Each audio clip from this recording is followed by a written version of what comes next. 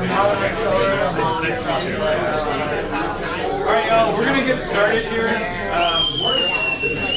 There will definitely be plenty of opportunity for mixing and mingling.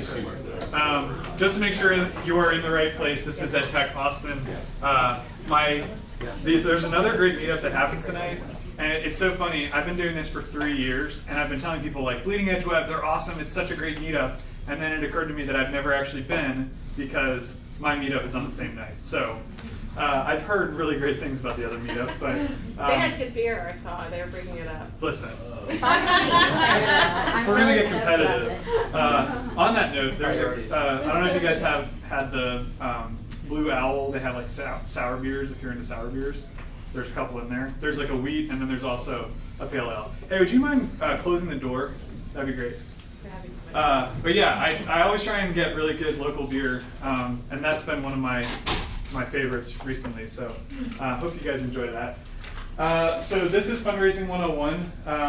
We are at EdTech Austin on everything, and if you have suggestions or ideas, or if you hear something you like and you want to tweet about it, tweet at us and then use the hashtag EdTechATX. That'll show up throughout the presentation, so you don't have to scramble to write it down, but I would love for you to send us a tweet while we're at it. Our schedule for tonight, you guys did a great job with the first part, the open networking, food and beverages. If at any point during the night, if there's a break or pause, you want to get something to eat, feel free to do so. Bathrooms, women's bathrooms are through the entryway and on the right side, men's are on the left. And that's as much as we're going to say about bathrooms in Austin and the state of Texas. I don't know why I thought of that. Sorry. We're going to hear from Bob Bridge from the Southwest Angel Network. He's got a really great presentation for you guys tonight about fundraising. Following that, we'll have a lightning round, an opportunity for you to share. And to give you kind of the primer for that, 1 minute to talk about whatever it is that you're interested in talking about that you feel is relevant to our group. This might be an introduction to the group. This is who I am. This is what I like to do. Or, hey, there's this really cool event that you should all know about. That sort of thing. If you have more to share that doesn't fit into a 1 minute segment, then talk to me afterwards and let's plan a meetup together. That's kind of my standard canned, hey, let's plan a meetup. I'll talk a little bit more about how we're planning meetups moving forward. That might make that a little bit easier and a little bit different. And then following that, just open networking, opportunity for you to connect, collaborate, and innovate, and to finish any of the remaining foodstuffs that we have. We do have to be out of here at 9 o'clock, so I do ask that when we get close to that time, I'll say, hey, y'all have to go. Just please grab as much trash and things from around your area, and let's head out. All right. So how many of y'all have never been to EdTech Austin before? Cool. Awesome. That's a good number. How many of y'all are returning? Yay! That's cool too. Thanks for coming back. We didn't scare you off. This is a platform to connect, collaborate, and innovate. It's anything that's involved with education, anything that's involved with technology and the intersection of those two. Sometimes we're a little bit heavier on one side or the other, but we like to keep a balance and keep the community informed and engaged. It is all volunteer organized. A lot of people just assume this is my full-time job, which I think it could be at some point, or I don't know. It's been 3 years. I should probably just let go of that hope. But it is volunteer organized, and we have some really fantastic organizers and people who have been coming to the meetups and participating in everything that we do. So it is very much appreciated. If you're interested, there's a couple other things we're going to talk about. Join our Slack channel. And if you all signed in, you'll get an invitation to join our Slack domain. And so that's a really great way to just jump in, and if there's an idea you want to see developed and a program you'd like to see, you can make it happen. So that's really exciting. So the other part of like what this is and how it happens is we have amazing community members, yourselves included, and then fantastic sponsors. Capital Factory they invited me to do this little meetup when it first started a number of years ago, and we've been here ever since. They're an accelerator and co-working space. I know how many of you guys are all Capital Factory members? A few of you. Okay, cool. It's fantastic. They always have really great meetups, so check out their events calendar, attend their meetups, and definitely if you're interested in co-working or joining an accelerator, highly recommend them. And Macmillan Learning, is anybody here from Macmillan tonight? No. Okay, so we can say whatever we want about them. But I do really appreciate that they are our sponsor, and I'm hopeful that we'll build, they've talked about doing some more programs with us and sponsoring, so I really, really appreciate that. The food and beverages are all covered by Macmillan. Here's a little bit more about them. The reason I put this in there in the deck is that this deck is going to be publicly available. I have a link to it that I'll give you in a little bit. So some suggestions for how to stay in touch. We have a LinkedIn group, EdTech Austin. We also have Instagram, Facebook, Twitter, all of that. And I'll talk more about our public planning meetings in just a minute. Next week is the EPIC office hours for greater diversity, and that's here at Capital Factory. I just put a link in there, so if you want to find out more about that, you can log on to the deck. That's probably the worst way to do it. I'll email it to you. There's a couple of other really awesome events coming up. ATX Hack for Change is next weekend. That's put on by St. Ed's, and it's a tremendous event and a great organization behind it. And I think there's a lot of overlap with education. I don't know, I haven't looked at the Project Champions list. These are like people who are, do you know anything about it? All I saw was one about education, and it was about STEAM. But I don't know, they said like there's a qualifying round, so these are just like ideas that have been pitched, and I don't know what the next round is going to be, if that idea would even make it through. Yeah, the last I heard they had accepted, they were going through the list today. They had accepted like most of them, and I think there were like 50 submissions or something, so I'm sure there's bound to be education in there. Either way, it's a great event to go to and check out. So here's the deal. Like, we're planning our next few meetups, and it's been a really fun process. We had our first public planning meeting that I think is evolving into an advisory board for EdTech Austin, which is fantastic. John Raymond is spearheading our June meetup, which will be in anticipation of South by Southwest EDU's panel picker opening. Which is insane that we're already back to that point. We're submitting panels. So next month we're going to focus on that, and the meetup itself will be an opportunity to meet people who are interested in helping you be on your panel, plan your session. There's so many other things for South by other than just panels. And so that's going to be a great opportunity to kind of pitch the crowd and say, this is what I want to talk about, or this is what I want to work on. Also, in August, we're going to do Startup Weekend EDU. And so that would be another opportunity to pitch an idea and get people to form a team with you in anticipation of the August South by EDU. We're also working on Epic Office Hours for Education that will be hosted at Capital Factory, and that'll be in July. Our official July meetup is going to be a policy workshop. So we're working with members of the community and people who work on the Hill, so to speak, who work at the Capitol and are actually like involved in crafting legislation for education. I don't know if you guys heard, there was the Texas Supreme Court ruled on how state funding is allocated to schools, and the way that they described it was it's just barely good enough. So there's a lot of really great opportunity to affect public policy starting in 2017, and we want to make sure that our community is represented and that we have a voice in that conversation. So if that sounds interesting to you, stay tuned. Look for the meetup notification about our July policy meetup. There's a bunch of other stuff coming up in August, and again, that's so far away I can't even believe we're already thinking about it. But so yeah, more to come on that. If any of those things sound interesting to you, please join our Slack team. When I send the invite out, you'll have, do you guys know how Slack works? How many of y'all use Slack for work or otherwise? Most of you. Okay. If you don't know about Slack, you need to get on it because it's awesome. But we have a Slack domain. It's EdTech America. So thinking big, right? Like there's tons of other EdTech meetups around the country, and I think Austin's is one of the best. And so this is kind of our way to kind of organize ourselves and work on initiatives that are relevant to Austin, with the goal of being connected to all the other meetups. So our public planning meetings, we had one last month. Went really well, really great turnout, and some really great ideas were shared, and some things that we're going to be working on. The biggest, I think, the takeaway from that was satellite meetups, so actually planning meetups in schools. And we're going to, I think our tentative start date for that will be in August. These are going to be like on-campus meetups where we go to the schools, we provide the space and the opportunity for people to discuss EdTech like in their schools. That's something I've wanted to do for 3 years and just haven't had the opportunity to do. So, and then finally, our advisory board. If you want to come to the next planning meeting, there's going to be a limited space. So when you see the notification for it, make sure you grab a seat. I think we'll probably cap it at 20. That was pretty good for the last one. But we would love for you to come and share any ideas about the way that we're going to do our events down the road.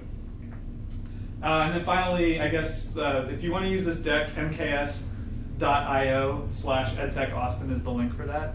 I have like a slide at the end. If there's anything we missed, you can put it in there. You could also share it through the Slack channel, which you'll get an invite to tonight. Okay, so I think I'm right up against my time. Any questions, comments, ideas before we move on? I know that was a lot to digest. All right. What are some of the ideas for the satellite meetups? Like, what are the specific topics? That's a great question. We didn't really get to that in the meeting, but my goal would be to flip the tables and ask the schools what do they want to talk about, and if within our community we have lots of really knowledgeable folks who could craft a pitch about it or create a workshop or do something that would inform them. But that's the satellite meetups. We really want to focus on educators themselves, rather than being like, hey, these are the ideas that we think are important. Here you go, educators. Like, I'm not in the classroom anymore, so I'm out of good ideas, I guess. I think that was kind of how I put it. Was like, we don't necessarily know what people want, so we want to give them the opportunity to tell us. What else? Okay, if you think of something, you have many ways to get in touch with us. And with that, I'd like to introduce Bob Bridge, Executive Director of Southwest Angel Network, and we're going to do like a quick swap of devices. But it's all you, Bob. Plug this if I come back online. Make sure I get Alexa. I'm going to do the file and plug. There you go. Hi. Well, it's great to be here this evening. What a great group we have. And one of my goals for the evening is not get through all my slides because there's so many questions, so many comments. So let's make this very interactive. I get bored if I just sit up here and talk. I love to hear all of your comments and questions. We start off with the Dogbert venture capitalist quote. You can't read that in the back, but Dogbert says, I'll invest up to $5 million if you agree to some standard terms. I'll be chairman of the board, hold 99% of the company, and you will work for free and wash my car twice a week. The CEO says, well, can I mow your lawn instead of washing your car? Dogbert says, you're a tough bargainer, but I prefer multimedia developers for my gardening efforts. So, that sort of sets the tone maybe for talking about fundraising and venture guys especially. But I've been in the high-tech world for 30 years here in Austin, mainly in the hardware side. The last 15 years at the CEO level, I've raised a lot of money because hardware deals take a lot of money. In one company, we went through $38 million before we got acquired. And I've raised money from angels. I spent a couple of years inside Austin Ventures. But now I run the Angel Network for social impact company. People say, well, Bob, what do you mean by social impact? I say, well, if you tell your idea to a social worker and he or she smiles and say, that's cool, you're probably headed in the right direction. And we see a lot of EdTech, we see healthcare, we see environmental things. And I have two special friends from SWAN here tonight. Jim Gerberman in the back is a mentor of ours. And Amy Looper in the corner is going through our funding process right now, doing on the due diligence stage with her company. So if you want to talk about SWAN, you can get the real scoop from them back here in the back. So funding sources over time. You need some money, right? And usually you start off by doing some bootstrapping. This is a little small to read from the back. I was thinking we'd have a bigger screen than this. Bootstrapping, crowdsourcing, those are kind of common things. Well, there's a division here. If you're doing a for-profit company, you go down one path. If you're doing a nonprofit, you go down the other path. Nonprofits can't give out stock because they're nonprofits. So they get loans, they get grants, they get donations. And that's the world they live in over time. They never get out of that world. They're continually in that kind of space. On the other hand, if you're a for-profit company, you'll start off maybe with bootstrapping, then friends and family, and you can't read this, but it says roughly, tens of thousands of dollars from friends and family. And then you can go to angels and get hundreds of thousands of dollars. $100,000, $400,000, maybe up to $1 million. What's the next step? You go to venture guys, and you get millions of dollars, tens of millions, 5 million, some number like that. Or you can go to strategic investors. In the case of EdTech, it might be someone like Macmillan, who really likes what you're doing and wants to invest and develop some sort of close relationship with you for your technology. So they may license some of your technology or be a sales partner. And it's another approach to venture markets. And then IPOs, that's the nirvana, initial public offering of stock. That's where you might raise, $400 million in the public market and be publicly traded as a stock at that point. So where are some of your ventures in this flow of funding? How many bootstrappers do we have right now? Yeah. How many folks have money from friends and family? A couple. Anyone have angel money yet? A couple, that's good. What, from CTAN or friends? From some initial investors and startup accelerator in Salt Lake City. And where's your money from? A single angel who I'd worked for prior, so close working relationship. Yeah, so there's angels who are part of angel networks who go through a formal process like SWAN does, and there's also individuals who you can contact and they'll make an individual investment. And they're often easier to get closed on because there's less process. It's often more of a relationship kind of a deal. Questions, comments?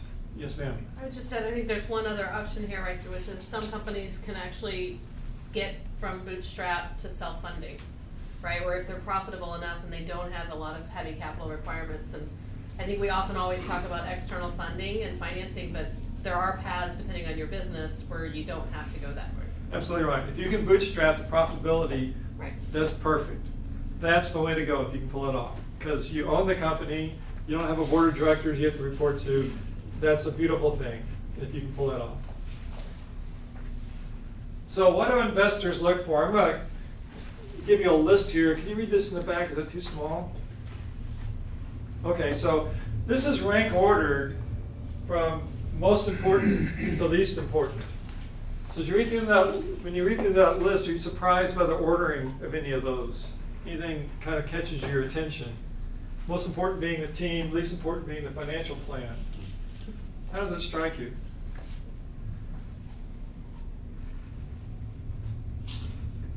Why is the financial plan at the bottom?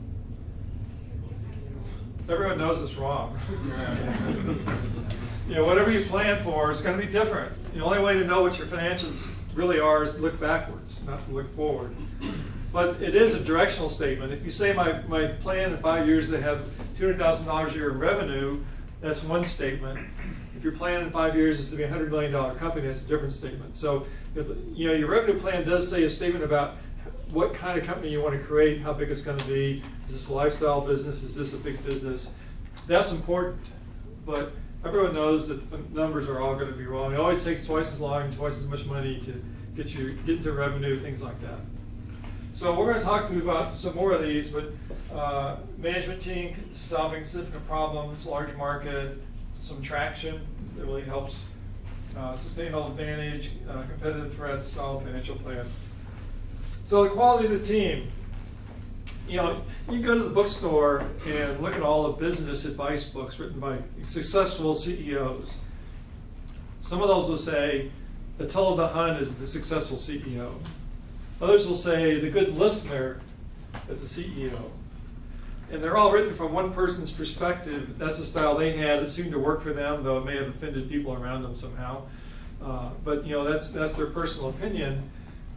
And what really is important is just you being honest to yourself, being who you are, finding a way that works for you, and surrounding yourself by people who can complement the things you don't do as well. But one of the key things, I believe, is that a successful CEO is a good listener, is humble, and encourages the rest of the team to really, be part of the whole decision-making process. When you're humble, then you're listening. You're listening to your employees. You're listening to the marketplace. You're listening to your competitors. And once you do that and you assimilate all that information, then you're really figuring out how to be successful. Sometimes you have a CEO who's just so headstrong, I'm going to do this one thing, it's going to be wonderful, and they're not listening, and they may be wrong, and they never know they're wrong. I've had a situation in a company where my co-founder, we eventually had to drive him out of the company because he was so insistent on one framework that was market approved to be wrong, and you wouldn't give up on that. So we kind of moved him to a different position, another position, and finally he quit because he was so disrespected, I guess. But it's being, having some humility. Also, drive is important, creativity is important, but also having some humility, being willing to listen, and domain knowledge. One of the things I'm into here at the Capital Factory, and I may offend someone of the next comments, but I see an awful lot of young CEOs here who have a really good computer science degree education, and their life experience is 6th Street and social media. And so they're going to do some kind of startup in one of those two areas, and they really don't have any domain knowledge that's sort of unique or different. And hopefully a lot of you with EdTech kind of background, you know your education space well, and you can do something that's really valuable and useful because you know that space. So we do like to see CEOs that have some solid domain knowledge in an area that's valuable to somebody. It's kind of like motherhood, right? That's probably why there's no comments. But so let me jump in here. A validated revenue plan. Engineers have this tendency when they do a startup, I have this cool idea for this technology. When I make this thing, everyone's going to love it, and they're going to buy it. I'm going to go test my idea with customers. I'm going to walk in and say, here's what I'm working on. Do you think my baby's pretty? And of course, what do they say? Oh yeah, cool idea. Well, you don't know if they're going to buy it or not at that point.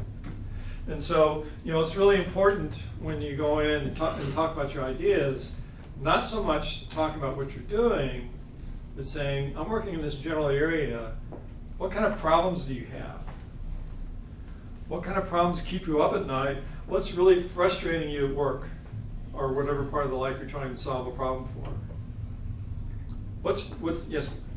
Just a quick question. So is, when you say validated revenue plan, is this specific to EdTech? Why I ask that question is if you look beyond like Instagram, you cannot have any revenue but still be successful. So do we have to have it as it's specific to EdTech? So there are a few companies that have gotten very big, very successful, without really just because they had a hunch and when they went and they were right. But there's an awful lot of people who've fallen by the wayside because their hunch was wrong. And so rather than being a technology in search of a market, it's much better to understand a problem that you can solve with technology. And that applies to all market segments. And not only do you want to find a customer with a problem, it also helps if they have a budget to pay you if you solve that problem. Yeah. Because if they don't have a budget to pay you to solve that problem, you're not going to be a customer, so you haven't validated anything yet. So, if they go home at night and they tell their spouse or their significant other, man, this is just bugging me, I'm going to get fired if I don't fix this, or I'll get promoted if I can fix this problem, and they have a budget, now that's a golden kind of customer, because they're really motivated to solve it, and they have a budget to pay you. So always think that way, and some of the books recommend you go have 100 interviews of potential users before you really decide on what you're going to be doing as a product. Yes, sir. Yeah, so I have a question that actually is specific to the educational space. And how do you deal with the problem with in terms of your potential customers, those who have the budget and those who have the problem are two separate groups? You're trying to sell to schools. The budget, those who control the budget may not be the teachers who actually have the problem they want to solve. Right. So ultimately, if you can't get the administrators with the budget to buy in, you don't have a business. And so it can be a more complicated sale where you need to have the teachers putting some pressure on the administrators or helping educate the administrators.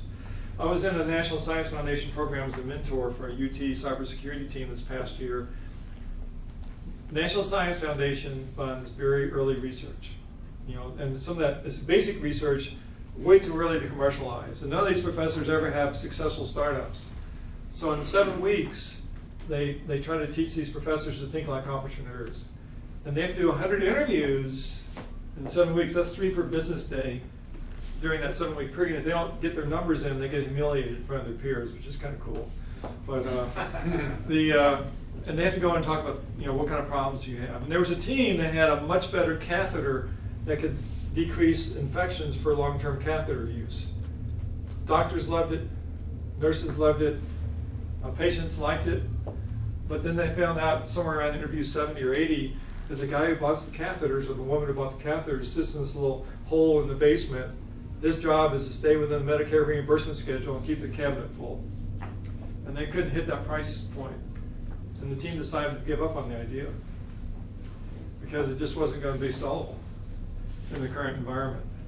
So, having the administrators, the people who write the checks and have the budget, excited about it is really important. And one way to validate it is to have some early revenue. That's the best way of doing it. Yes? I think to kind of add to that, I would also say that part of the validated revenue plan would be proving that there is both a problem and there is a budget for it. And you have to do, for education, it's super important to be able to have that research as far as what are the issues that the teachers are dealing with, or that the end user is dealing with. And sometimes a lot of the sell to the schools is putting that in front of them along with your product or your tool or whatever it is.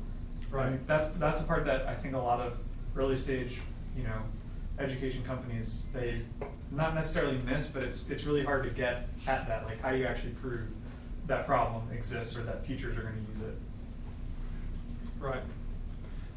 Right. So just understanding the teacher's problems, administrator problems, both of those, and trying to find the intersection of those that you can talk about effectively. But having revenue is a good way to prove it. Also, there's some interest, and so if you're in a competitive situation raising money, and there's other EdTech companies trying to do the same thing, and they all go talk to the same investor pool, those that say actually have early revenue, move to the front of the line because they're more proven. Business models are more proven. So the more you can move towards having revenue early on, the better off you are in terms of trying to get investors' interest.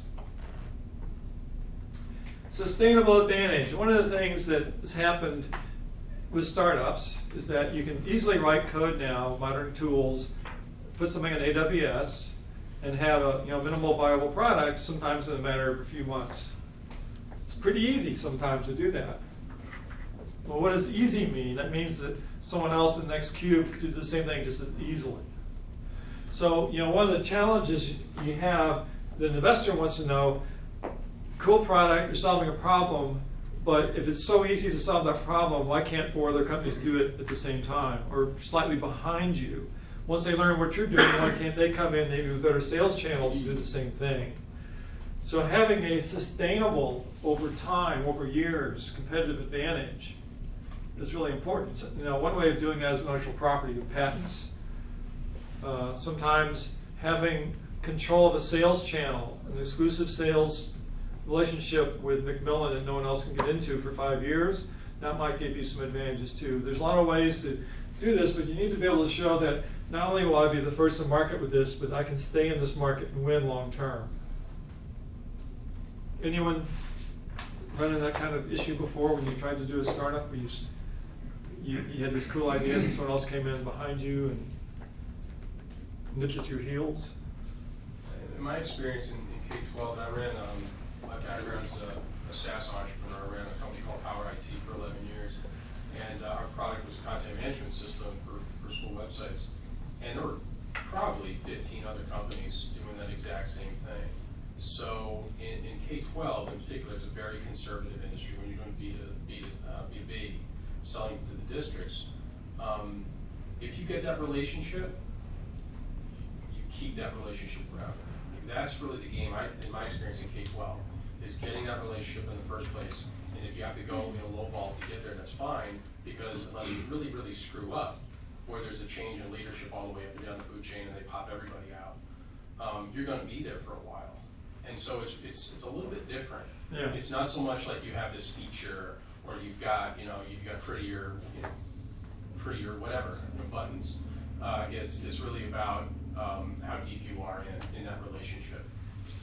So it's a lot about doing successful business development early, having relationships. And so technology is only a piece of the solution. That's what I'm hearing you say, John. That's right.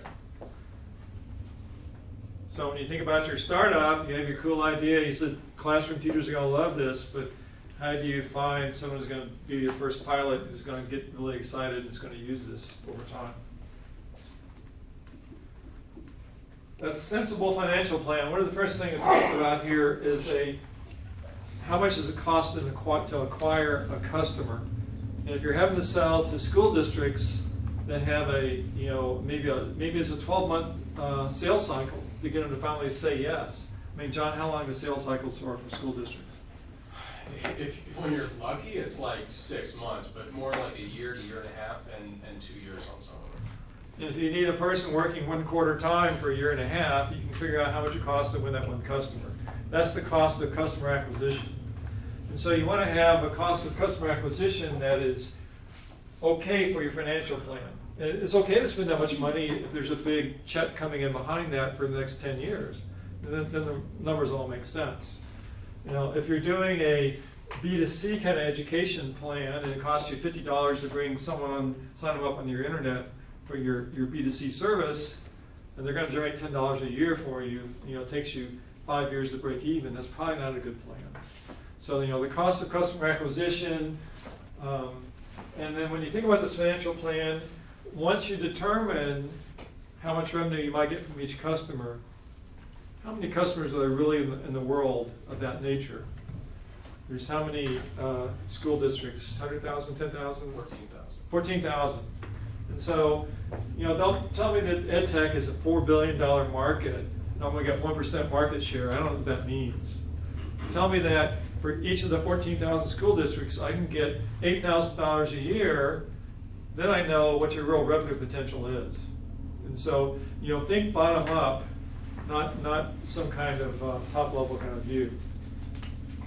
And if it's 14,000 school districts, you only get $100 per school district. You can do the math. It's not a very interesting business. So you need to think about how much money you can extract and make sure it can give you enough financial income to support your business and the number of people you need to hire.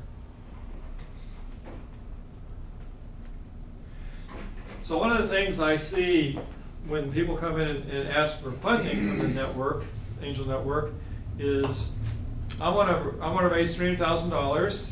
I'm going to do certain activities with that money. I'm going to hire a business development person. I'm going to finish development work. I'm going to buy some servers. It's all about activities. Well, activities are required and they're good, but what investors really want to know is, what are you going to accomplish from a business result? If I give you $300,000, what are you going to show me about your business working? Can you demonstrate that with $300,000 now that you have a school district signed up? Or you can have 10,000 B2C customers signed up. Some kind of business result that makes me now know that your business, you have a hypothesis how your business is going to work, how you're going to make money. It's not proven yet. If I give you $300,000, I want you to prove that your business model works, de-risking the whole investment scenario. And when you've taken that money in and you've demonstrated a business result having 2 school districts signed up or whatever it is, now I have confidence that I can give you a lot more money to scale the business to 100 school districts and you'll be successful. If you can't get those 2 school districts signed up after you've taken the $300,000, and you go to try to raise money, it's going to be hard. It's going to be really hard to raise that next money. So you always want to think about what you're going to give to the investors in return for their money that they're giving you. And they want to see a de-riskment of the business. They want to see you making business results, business progress. And so I see an awful lot of pitches where I'm going to go hire 2 people if you give me this money. Yeah, but that's great. Anyone can hire 2 people. What are you going to really accomplish? Comments, questions? What's a better way to phrase that if you actually do need 2 experts to help you? Oh, I can say, I need those people. I'm going to hire them, but what I'm going to show you at the end of the day is that with those 2 people, I will have accomplished this thing. And this is a significant business result because each time you raise money, there's a certain kind of stock price that's implied that the investors are going to buy stock at. And once you get to be a more successful company, the stock price goes up. It's called an up round. And for your 2 people, if you do some things that's really interesting in terms of business results, the next time your stock price will be higher and you'll get more money for less stock given out. But if you haven't delivered on those results, then your stock price may go down. It's really ugly. They own an awful lot more of your company if it's a stock deal. Does that answer your question? Yes. So who are the angels and who are the VCs and how do they operate? Well, venture guys basically go out and they raise a fund of money, maybe $400 million. Who do they raise it from? They raise it from the Texas teacher retirement system, some very wealthy individuals, from insurance companies, and then they'll have this pool of money, $400 million, and they want to have within 10 years a return for all those investors on their $400 million. They will give them $4 billion back, or some number like that. And so they're going to take 2 or 3 years and make initial investments in a slew of companies, maybe $5 or $10 million each, and that's maybe 20 companies. And they're going to reserve some money for follow-on investments in those same companies. So these venture guys, they're in the mode of investing the money, helping these companies get to an initial public offering or an acquisition in the next 7 to 10 years. And if they've done that successfully and they're in the top quartile of venture firms in terms of the return they provide to the investors, they can raise a new fund. If they're not in the top quartile results compared to other venture funds, they have a hard time raising another fund and they're basically going to go out of business. So that's the kind of world they live in. And they're very smart people, experienced, and they make 10 investments. 1 may be a big win, 4 may survive, and 5 go out of business. That's sort of the typical model for the venture folks. So they depend on that one who's highly successful to give them the $4 billion back, or a series of those to get most of their money back. So when you take money from a venture guy, there's a clock that starts ticking. With 7 years, you better have an acquisition or an IPO because that's their expectations. They have to, wind this fund down, give the money back to the investors. That's the world of a VC. Who wants to be a VC? Yes. Sean. Why 7 years? It seems. Oh, it's just sort of typical, 7 to 10. They've invested for 3 years, and that's just sort of the model. And if you're a venture guy, they set up a new LLC or LP for each fund. So anytime you as a venture guy go into the fund, you have to be there 10 more years. So when they think about retirement age, they don't want to do a new fund after age about 55. Because now they have a 10-year commitment to live through that whole fund process. And they put some of their own money in also.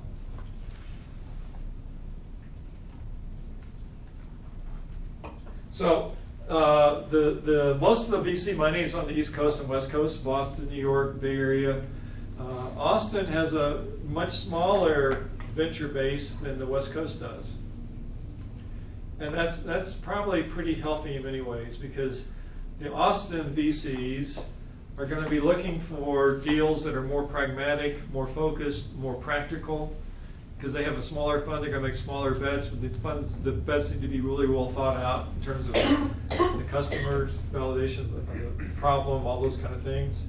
Right now, what's going on in the West Coast is they're going after what's called unicorns, looking for the next Twitter or the next Facebook. And out there, the money is flowing, just crazy amounts of money. And these companies are having these huge valuations even before they have revenue. There's probably going to be a big crash of that bubble coming up. I read an article like 229 unicorns now in the Bay Area. If you have an idea for a big, expansive market and you've done a successful startup, you can go raise $50 million, $100 million, just based with almost no plan, even if you're not profitable. And that's just not how it works in Texas. In Texas, you need to have all those things I mentioned before in terms of a solid plan. Then you get, from the venture guys, $2 or $3 million to go make it work. It's a much healthier way, much healthier in some ways. Does that, I know everyone talks about the bubble, does the fact that that's happening in the Bay Area, does that mean that it's going to be excluded there, or exclusive to there, or will it affect Austin? The Austin venture guys are not, for whatever reason, raising the big funds. So I think they're not in that world. And when that big world explodes, the Austin guys will keep kind of plodding along like they're going, I think, is the impression. And the fact that the Austin guys, the venture folks, men and women, are more conservative means that actually there's higher quality plans that they actually fund in some cases. And so that's good news. That's good news for us. Good plans get funded here. In the Bay Area, a lot of plans that really aren't so good and they get funded. So who are the angels? I told you about the VC being a professional investor, puts a lot of his money in and has this world he lives in. Angels are much different. These are individuals who somehow accumulated enough wealth where they can make some individual investments out of their pocket. And they are often been through successful startups. They kind of know that startup world. They want to give back somehow. They may be no longer in an operating company and they're kind of bored. And they want to get close to startups and still have their hand in that world as sort of a mentor advisor. They like to be they want to be helpful. They want these companies to be successful. They want to have some fun in their lives. And so they'll write checks, $25,000 or $50,000, those kind of checks in startups. And so and sometimes more than that. Sometimes they'll write a couple $100,000 checks or more. And there's individual investors you can find through your personal networks, which have a pretty simple process usually for investing. They like you, they hear you, they trust you, they know you, they'll write you a check. And then the angel network's a little more formal process. You can ask Amy about that. I don't think ours is too onerous, but some of them are kind of onerous. CTAN, you go through a lot of work to get money from CTAN here in town. Questions about that, who the angels are? How many of you pitched the angels at CTAN before? Anyone?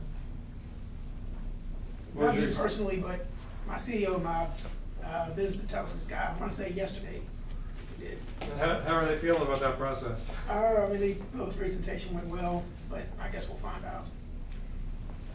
At the SWAN network, we've done 2 investments. We're a young network. I only started working this in September. We've had 2 pitches, one in February, one in May. About 20, 25 companies applied each time. We get 4 of them made to the presentation stage.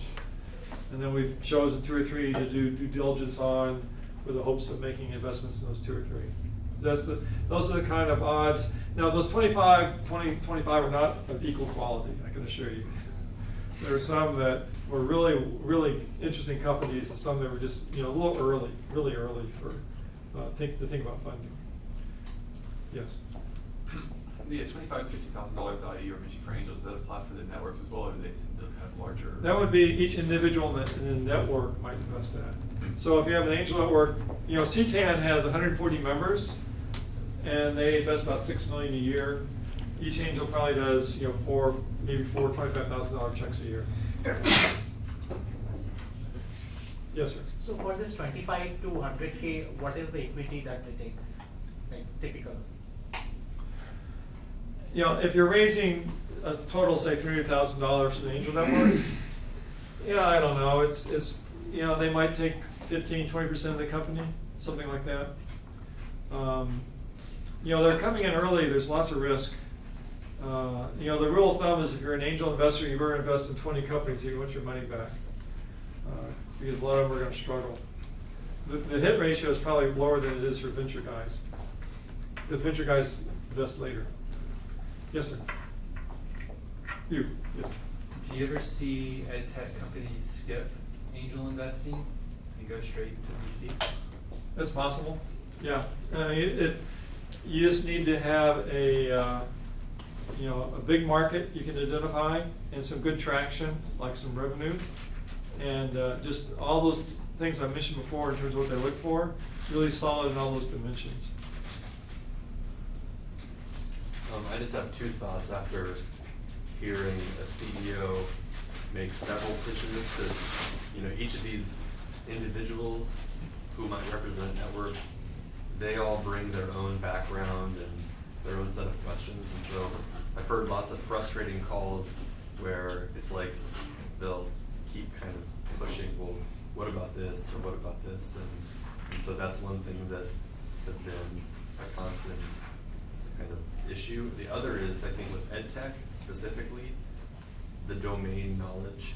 I think we can speak generally to gaps and to market needs, but it can also be difficult when it comes to maybe some of the more nuanced aspects of how we fill those gaps. Meaning, you see that group of people right there. How much does that pitch how much does that pitch require education? Educating the audience. Right. When there's no domain knowledge in the room, it's difficult, and you have to really have a simple story saying, here's an unsolved problem that's really a specific problem. We have a solution. No one else is doing this. And you need to be able to, when you pitch to angels, reduce your 10 slides down to 10 sound bites. Saying, here's a problem. We know it's a problem because these people have told us they're really interested in our solution. We have a solution they really, is going to be unique, they like. No one else is doing this. It's going to be hard for someone else to come in and have these relationships with these people that I have. And you really get reduced to doing soundbite kind of talks. 15 minutes to tell your story, 15 slides. The headline of each slide is your soundbite for that slide, and you hope they remember that little title of the slide because you tell a story around it. You can get how boring after you do that pitch 30 times.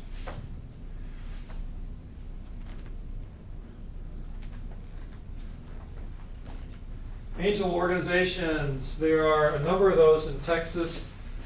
Central Texas Angel Network I've mentioned before, North Texas and Dallas, Aggies, Baylor, Cowtown and Fort Worth. Cowtown is one I'd suggest you really look at because they don't have as much technology companies in the Fort Worth area. And so they're more open to looking outside a region, and they're a little hungrier, I think, for good deals.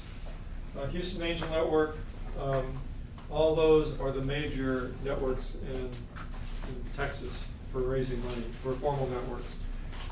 And they look at technology deals, they look at packaged goods like another type of kale chip or a new kind of beer or a new kind of vodka or whatever it is. And so they have a very broad interest. They're not focused just on EdTech, and they may not understand EdTech as well because most of the folks there are probably technology startup folks. Don't know education. There's some specialized networks like SWAN, which is really focused on social impact. There's like Investor Circles, another social impact angel network, and covers the East Coast. There's more on the West Coast. There's some of those folks around. There's a network that's trying to be established right now called E3, which is for ethnically diverse investors and CEOs. And they're still working to pull enough of that type of investment money together. It's a tough thing to do because historically, blacks, Hispanics, women haven't been CEOs of successful startups. So the money there is a little thin, and they're working on that. So types of investments. Sorry for the small size. Again, I thought we'd have a bigger screen. Founders, when you bootstrap, often you have common stock. And then when you raise money, seed rounds, venture money, Series A, B, C, and D, and IPO, typically you don't get a whole lot more shares. If you're the founder, you get you own 100% of the company at first.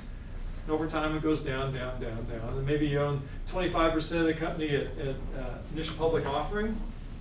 So that the story is that it's much better to own a small piece of a huge pie than 100% of a very small pie. And that's sort of the logic that goes along with that type thing. Employees will get common stock options, and so they don't own common stock. They often have options to purchase common stock at the time of acquisition or IPO. And the investors have something called preferred stock. We'll talk some more about that.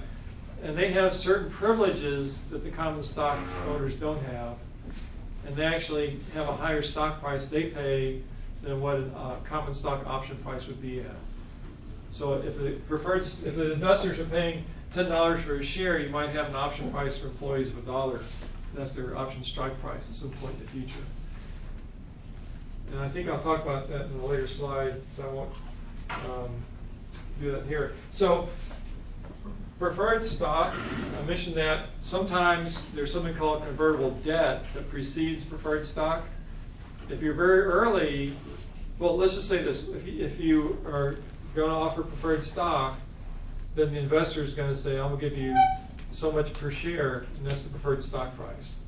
Sometimes you don't want to set that stock price early on for a very young company. Instead, tell the investors, loan me some money. When I actually close a $2 million round in the future, we'll convert that money into that stock at the stock price out in the future at the $2 million point. And by the way, you'll earn interest on this money you gave me, and you'll be able to buy that future stock at 80% of the listed price. So that the early investors might do convertible debt, which means they are getting a discount on the Series A stock price, but they get that because they're coming in earlier when the risk is higher. So the return is, they get interest and they get a discount to compensate for the risk of being an earlier investor. There's another approach besides preferred stock called royalty-based financing, and often that makes sense for smaller companies that are not likely to have an acquisition event, M&A event, not likely to have an IPO, maybe more of a lifestyle business. Because when you invest in the company as an investor, you need to have an M&A event or an IPO to make any money. Because until one of those things happen, all the stock is kind of untradeable, has no value in some sense, because you can't sell it until you've gone through an initial public offering of stock, or you get acquired, in which case the acquirer buys that stock. So early on, if your company doesn't plan to have a big exit of some kind, but you have some revenue and you have some good margins, then the investors will say, okay, I'll loan you, say, $250,000, and you'll pay me back by giving me 5% of your gross income until you pay me back, say, $600,000, some number like that, 2 or 3 times what I've loaned you. That is a really good model if you have more of a lifestyle business, you don't expect a big exit, but you are making money and you have some good margins. And that model also can work for you, for folks. I just talked about that. Basically, for revenue-based, royalty-based funding, you need to have kind of like $1 million a year run rate, so $80,000 a month kind of revenue income. I talked about this already, convertible debt, preferred stock. So the question always is, how do we price the preferred stock price, and how much is the company valued at before and after I make this investment? And companies will sometimes try to do some elaborate internal rate of return calculation and say, here's what I think our companies should be valued at. But how it really works, the investor says, for $1 million, I want to own 25% of the company. Now, that says that in this case, if they're going to get 25% of the company for $1 million, it means the pre-money valuation, the pre-investment valuation had to be $3 million. So your company is worth $3 million. You raise $1 million, they get a quarter of the company. That all makes sense from a math point of view. And so if you already had 750,000 shares of stock out there, then they will, because they're getting 25%, they'll get 250,000 shares. And if it's $1 million, the price is $4 per share. It's just really simple. Investors say, I want to own 1% of the company for what size investment. Everything else just kind of flows from that. And so, a key negotiation is with the investors is what percent of the company are you going to take? And, unless you have more than one investor at the table, you don't have much negotiating power on that. And when it really starts to work well is when you have multiple people wanting to make an offer and you get sort of a competitive thing going. Now you have a little more control over the terms that you have to sign up for. And you always want, if you raise a Series A at a certain stock price, you want Series B to be at a higher stock price because you've got business results and you've hit your numbers. If you don't, it can get really ugly because Series B could be a lower stock price, and they get a lot of the company at a much lower, for a much lower price per share, and you kind of get, everyone who's a prior owner gets washed out to some extent. And you said typically with angels, it's usually around 15 to 20%, and that gets split out in 25. Yeah, depends how much you're raising, right? Yeah. Sometimes angel rounds can be $1.5 million, and then maybe a little different story then. Right. But the second half of your question was? And then and so you might have 10 angels investing, and that equates to the 15 to 20%. Yeah, they each might have 1.5% each. Right, and for roughly 25K each, or however it works out, Yeah. depending on the deal. Right. Good question. More questions?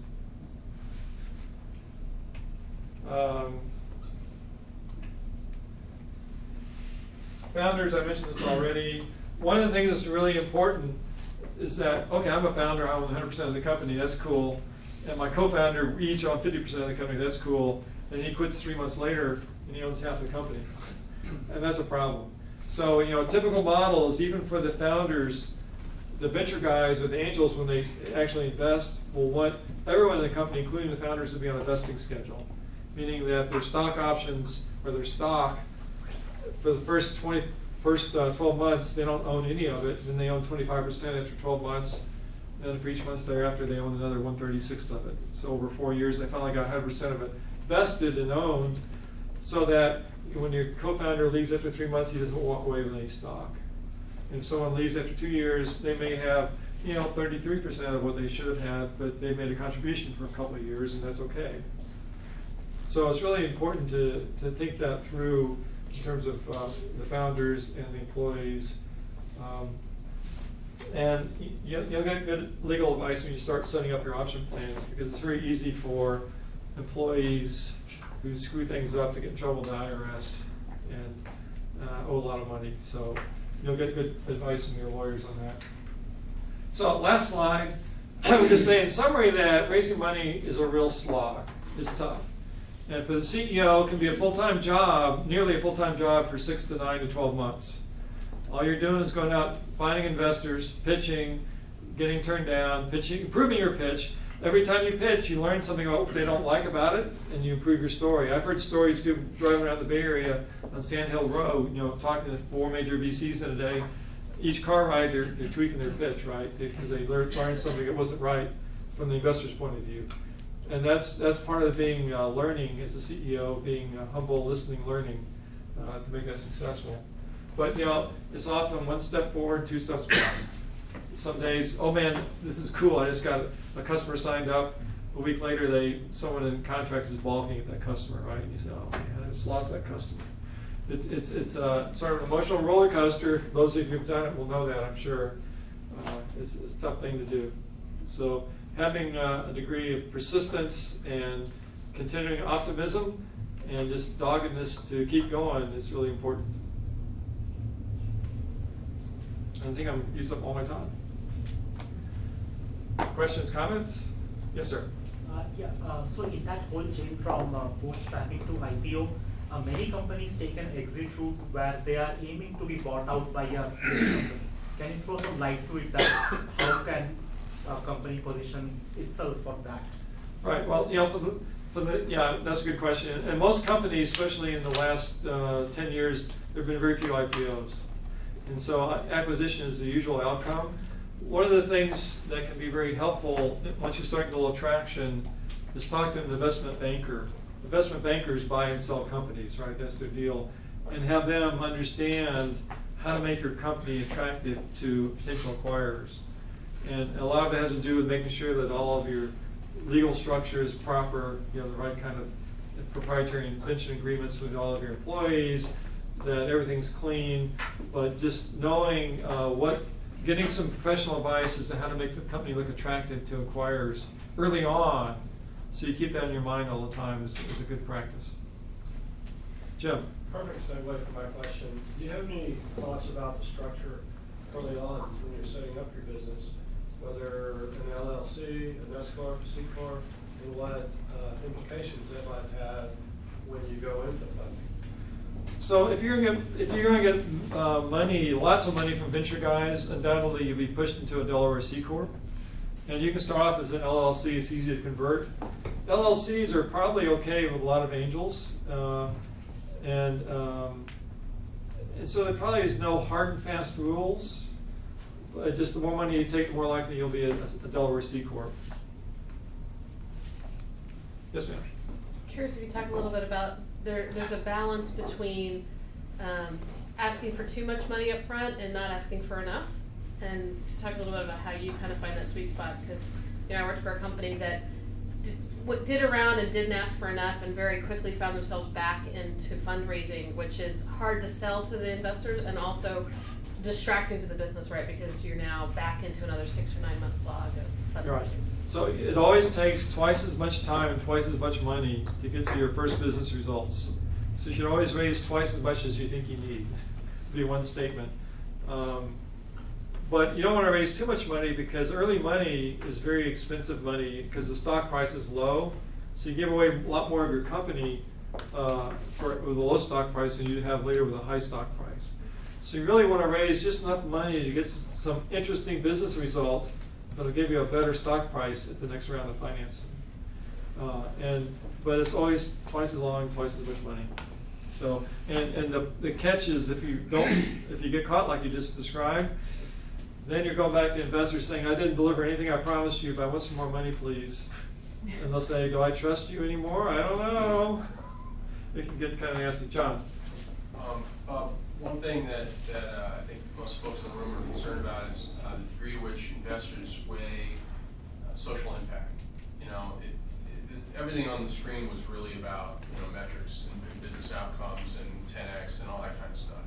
And I think people get into EdTech and other social impact areas, entrepreneurship, because they want to make a difference and they feel that the whole doing good and doing well, So can you speak a little bit about your particular philosophy and that more broadly?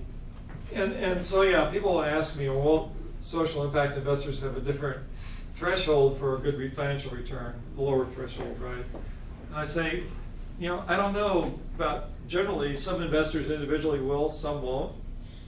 But then I say, if I want to get a lot of money from the angels into this social impact space, I need to show results that make them want to continue to invest.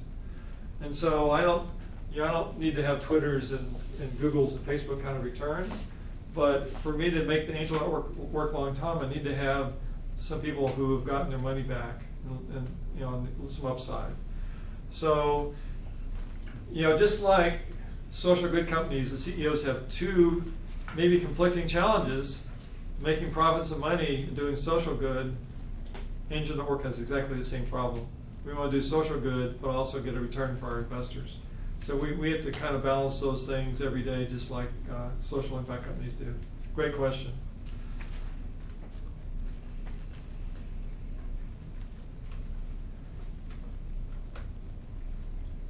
Well, thank you. This has been fun.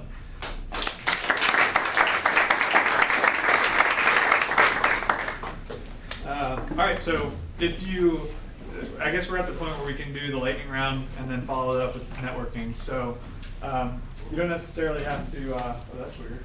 I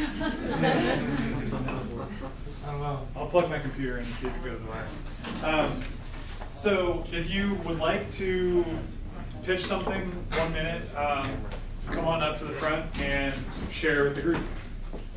So don't all rush up at one time, but Thanks, Sean. Yep. Pitch is way too big of a word. Hi, everybody. My name is John Raymond. I'm CEO of Impact Lab, and I just want to speak briefly about our incubator program. So Impact Lab is a nonprofit that focuses on the education space and the entrepreneurial mindset and skill set. So we have programs for classroom teachers to develop their sense of intrapreneurship within a school, building programs, and having the courage and wherewithal to do that. And on the other hand, we also work with entrepreneurs that are sort of in the early stage, that are past the sort of, drawing something on a napkin, that actually have a venture, that have potentially, revenue already coming in the door. And I just want to mention that program. That's called Enterprise, and we run 2 cohorts per year. We're at the latter stage of our second cohort. It's gone really, really well. We're going to be doing another one in the fall. We really look for two filters, run through people through two filters. Number one, we ideally want people who are former educators, because we believe the practitioners are the ones with the deepest insights into the problems and the solutions in education, but that's not an absolute. The other one is an absolute, which is that your venture in the business model has got to include some sort of solution for educational inequity. Okay, so it's got to expand educational opportunity. It can be tech, it can be totally non-tech, it can be programmatic, it can be for-profit, it can be non-profit. We have two ventures in New York City right now that are one's social enterprise for-profit, one's non-profit. We got one in Houston that's non-profit, and two here that are for-profit. So anyway, come find me if you're interested, just to learn more. I work at Capital Factory here. It's impactlab.us. There's like 10 impact labs, so don't miss that. And I look forward to meeting you. Thanks. I guess I'll be next. Speaking of next, so I'm working with Techstars, and I do Startup Weekend. We're gonna, like I said at the beginning, we're gonna be doing Startup Weekend EDU in August. In the meantime, a friend of mine, Andy Kyle, I don't know if you know Andy Kyle, really awesome guy. He and I are, I don't know if we're revitalizing or starting Startup Next in Austin, but since some of you guys, or many of you, represent EdTech companies, we went through the list of companies that submitted, and I think I saw maybe like 1 or 2 companies that are focused in education. But Startup Next is basically a pre-accelerator, so it's a 6-week program. We meet every Wednesday night from the middle of June until the middle of, or end of July. And we're going to be hosted out of Techstars, and it's basically an opportunity to meet mentors and work on your company. So you can check it out. I don't know the website, but I'm sure it's like startupnext.com or something. But we're going through the proposals, and we're going to be finalizing them like tonight or tomorrow. So if you do want to submit, I think we're going to take only 5, maybe 6 companies. If you do want to submit, send me an email and just let me know that you submitted so that I can like push you to the front of the pack. What's your email? What's that? What's your email? You can send it to seanbduff@gmail.com. I'll write it up here.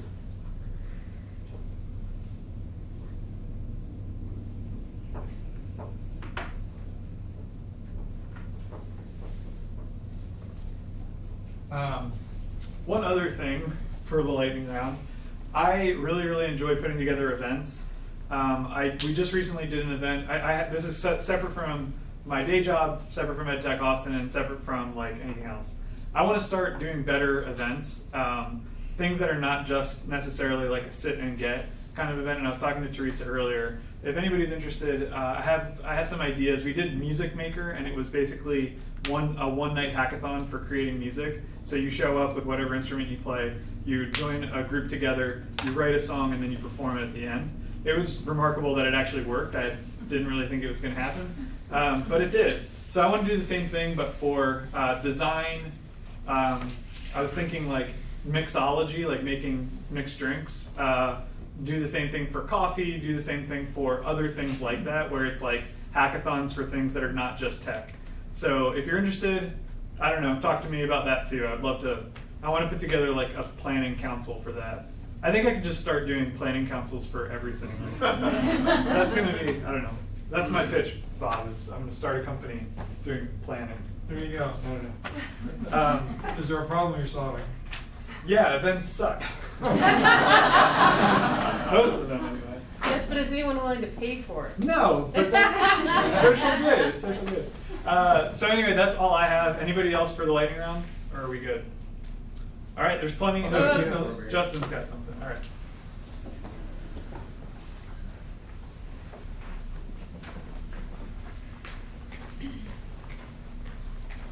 So, speaking of solving problems, one of the problems here in Austin is there's a lot of code schools and they're not affordable. So I came up with the idea of a pay-as-you-go code school, and we just set up a meetup for it, and we're putting together websites. So if anybody's interested in that, let me know, and that's it.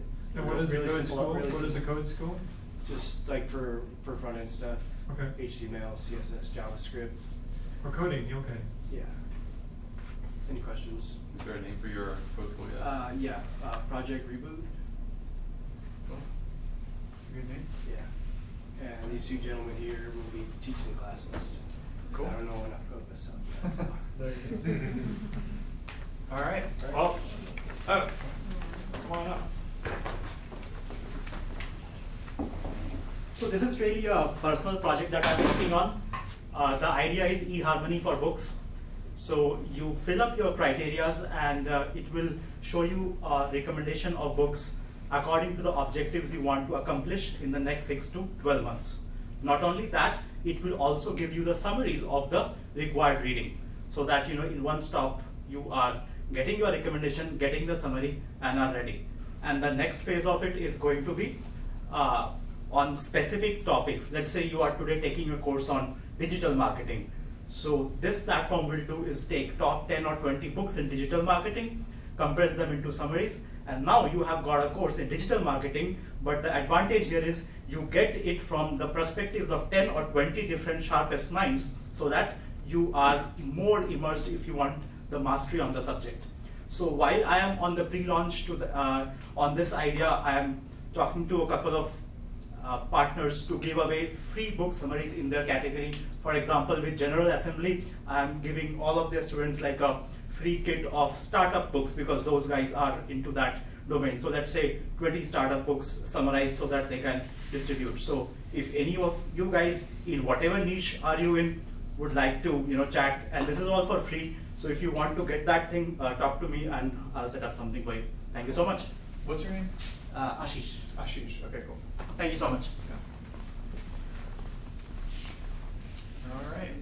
Anybody else? I guess I'll go. Oh, come on. Every time you wait until. I know, I just wanted to play with you. It's cool. It's cool. Byron Austin. My company is called Scoop.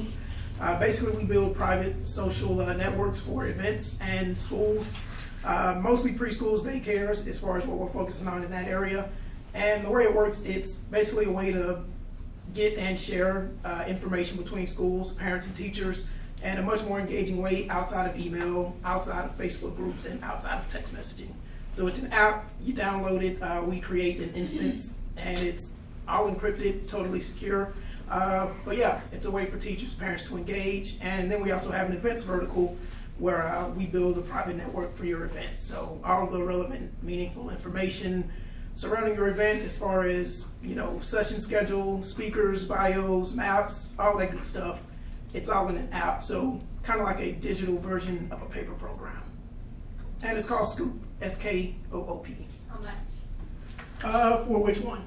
Your app. For the schools, free. For events, averages anywhere from about 5,000 per app is average. Thank you. All right, who's next? All right, well, that's all I have for you guys. Plenty of food and drinks left. We have plenty of time to network as well. But I do ask again, 9 o'clock is going to be our cutoff time. So thanks again. I'm going to work longer. Yeah,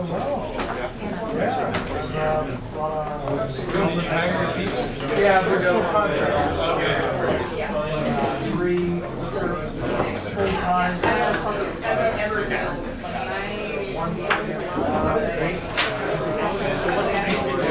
Thank you.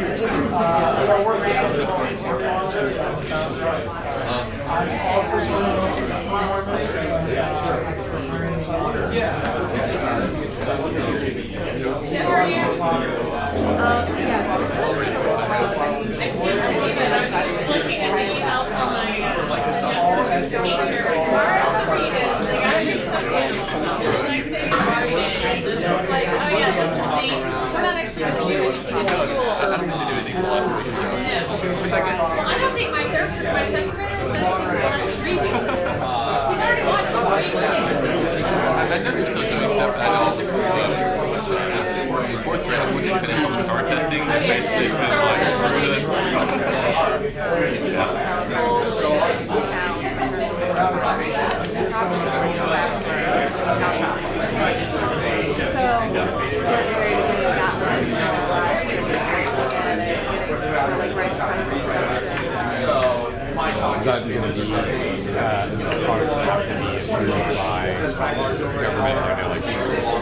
car safety fees. Okay, so it's okay. So, good.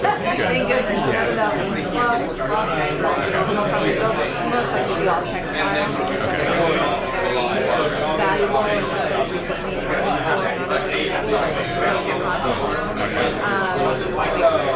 so we could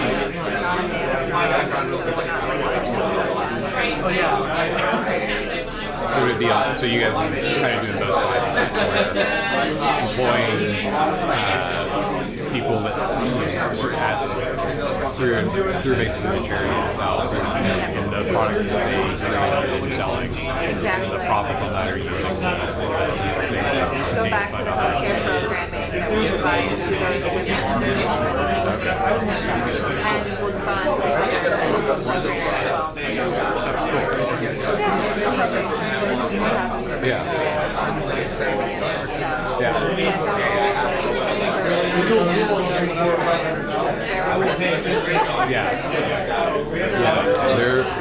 actually we call it the experience. Wanting to deal with results. Something that would involve you. Yeah, exactly.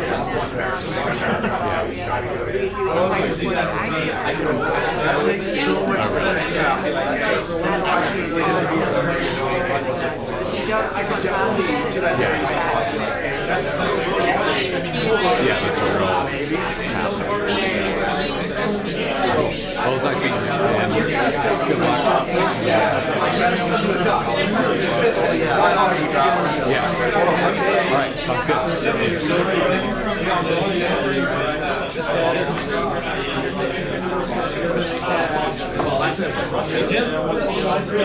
Yeah, absolutely.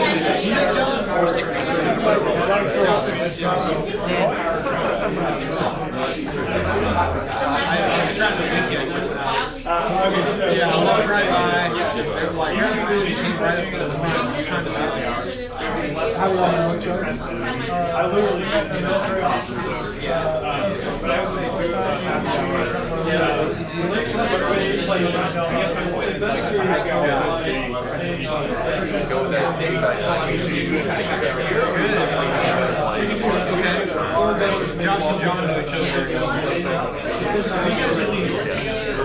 Yeah, so Josh and I, we were roommates in New York when we first decided that's where we had the same jobs, we worked on the same tracks and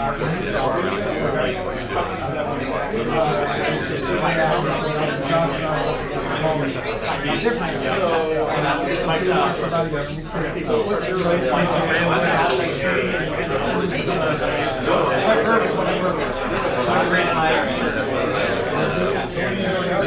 so I launched my own startup here at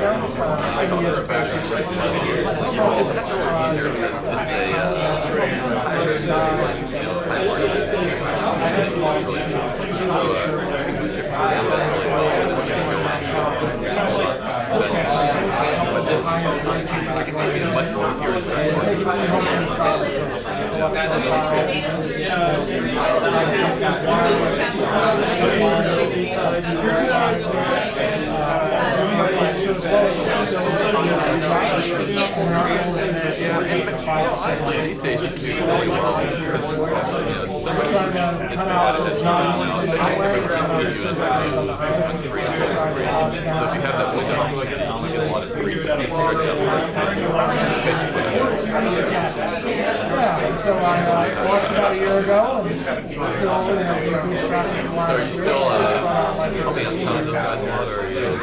contract.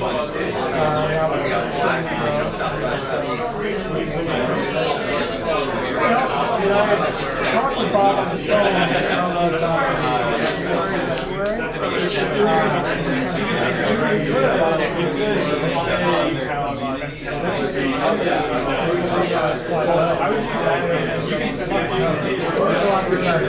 and it's a broad audience. Speak to a lot of people where they're at, about something.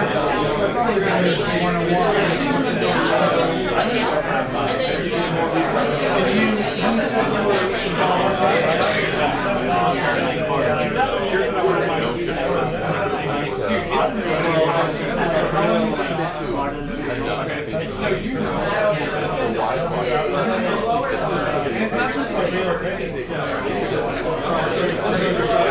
Oh my God. So I actually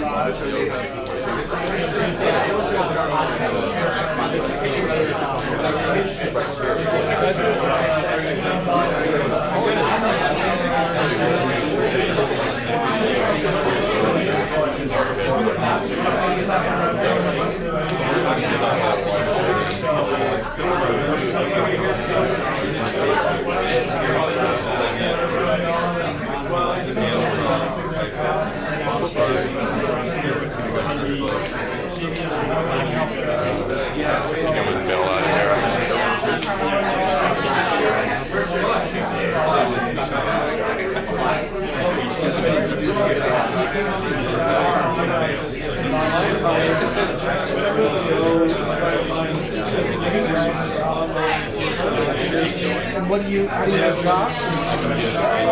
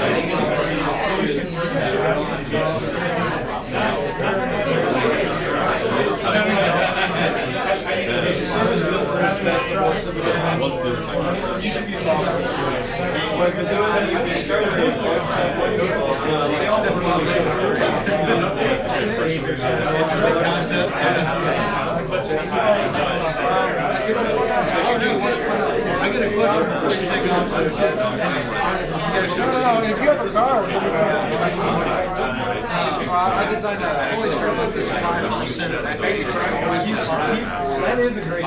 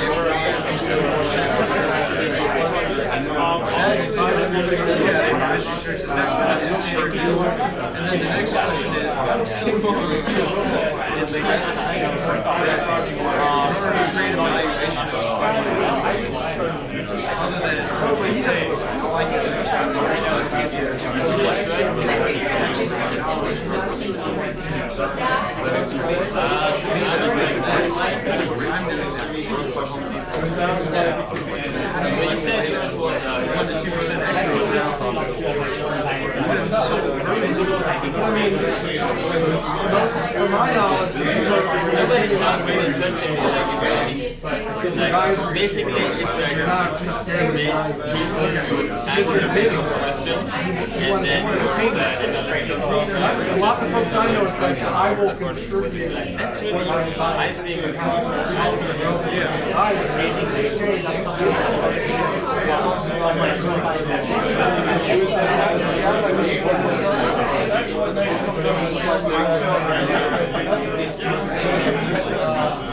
I mean, because sometimes when you feel you want to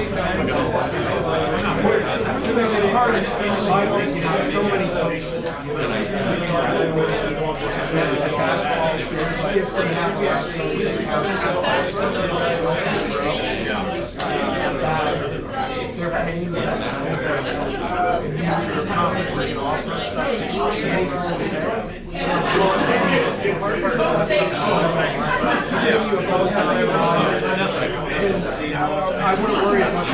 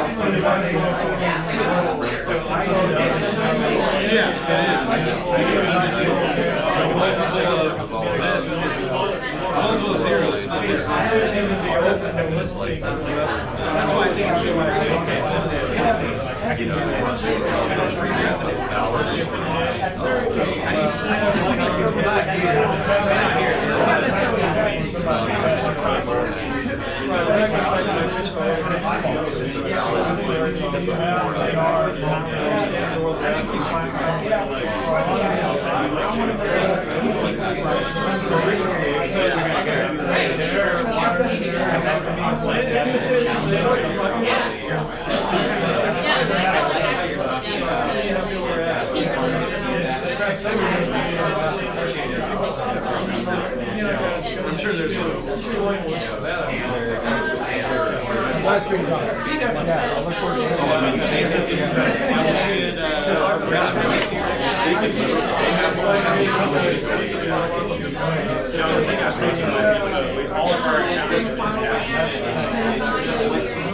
first generation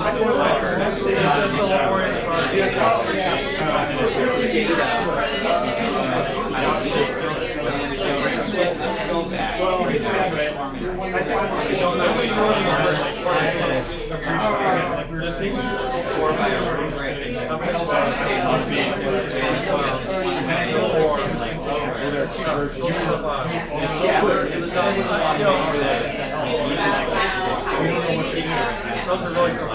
Yeah, I would say to that there are other ways to make money. Simplify math.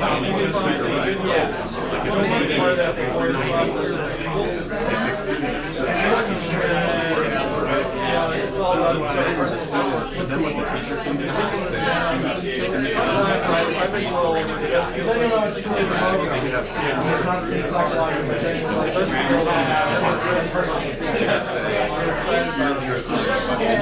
I'm not right into it.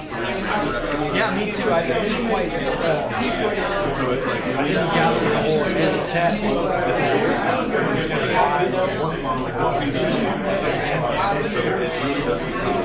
This is what we should do. And two of them. Let's talk to you. Yeah, let's do it. I'll shoot you an email.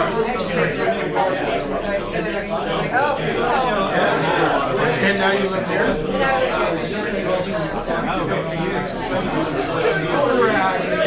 I'm surprised.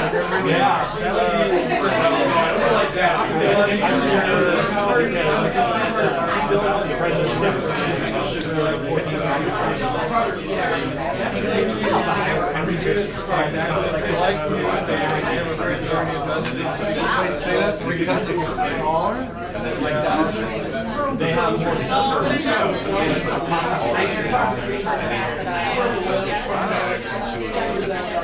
And also, it's changing. Like you can walk, like if you go to College Station, you can walk around with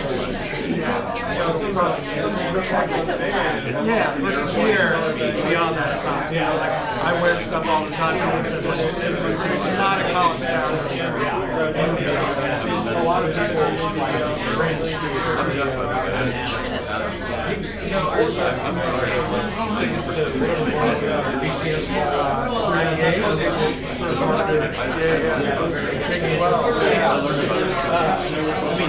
He's an Aggie, but he's going to be very local.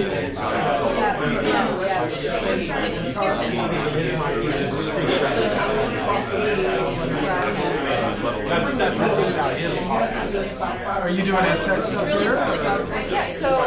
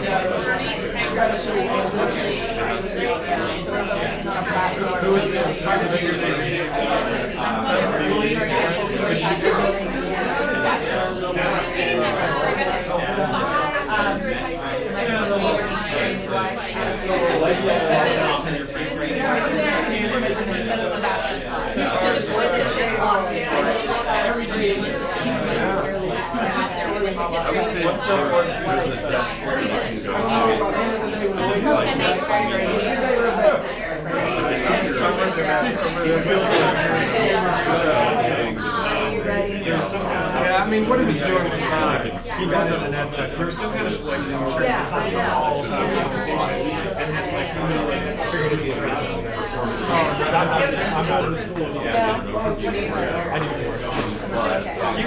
I just started ultimately, we would get the dream is you'll turn it into an art. Right now I'm learning how to make the process faster and easier. And I have an idea of what it is already, but I'm nutting it out right now. And the next big iteration of the company there's a company in town called they're on the Austin list. They won in their category. So that's they own auto, which is the bigger market. Everybody has a car. Right, The right. majority of the Right. not everybody. That's why they attracted I love the water. Thank you. So I'd rather I don't want to hear from I'd rather help small business. So what kind of deal are you working on? Just a part of the project. Sponsor all across on there, which is and then but I think the main value is somebody It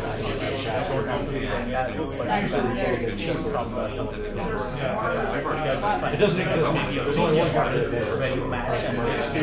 I can say like one or two choices for undergraduate businesses. So I did look at policy, came in on the corporate side of things, and then I was like, oh,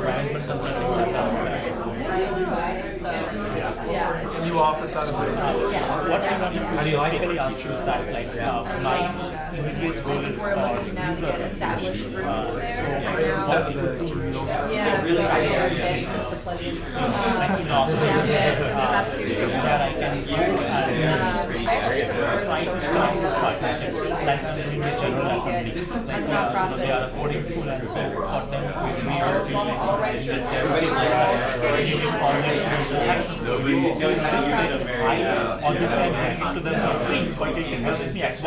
one shot. Like the entire I've been a donor and obviously so everybody was not in one shot. So I was saying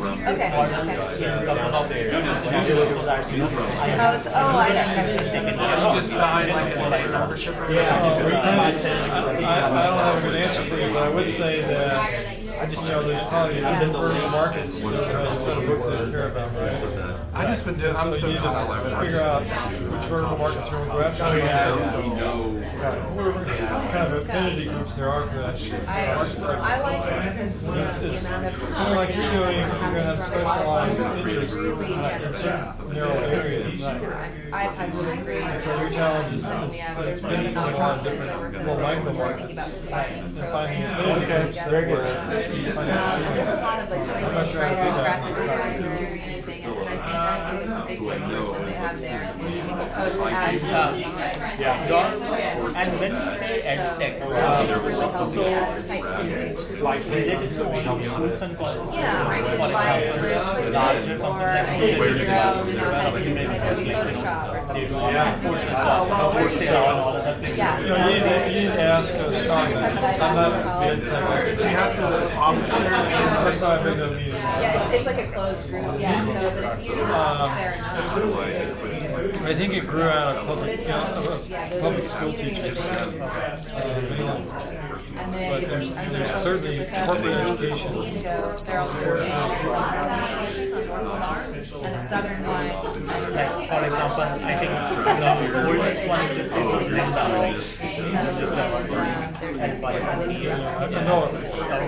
I've never used it. I know it. recently LinkedIn acquired it. They give money back. Free advertising. They should be. Yeah. Should. But yeah. Very good for the bank. So tell me the name of it. Well, you have a couple of them. Oh, Circle of Health International. Very Very You're asking like several questions. Clearly understand. Yeah, so I mean, we provide a number of different things. We're like the connectors. Speaking about my nonprofit, we actually have two social enterprise connectors. But what we've always done is we've placed medical volunteers in the field, so disaster relief, hurricanes, tsunamis, or conflict zones. The second one is organizing supplies, phones, training. So that's kind of the EdTech that I'm doing. That is a we're right now establishing a platform so that people can buy and consume themselves online and learn from each other, spice with each other, things like that. Well, it's interesting you said that because RNs or very cool.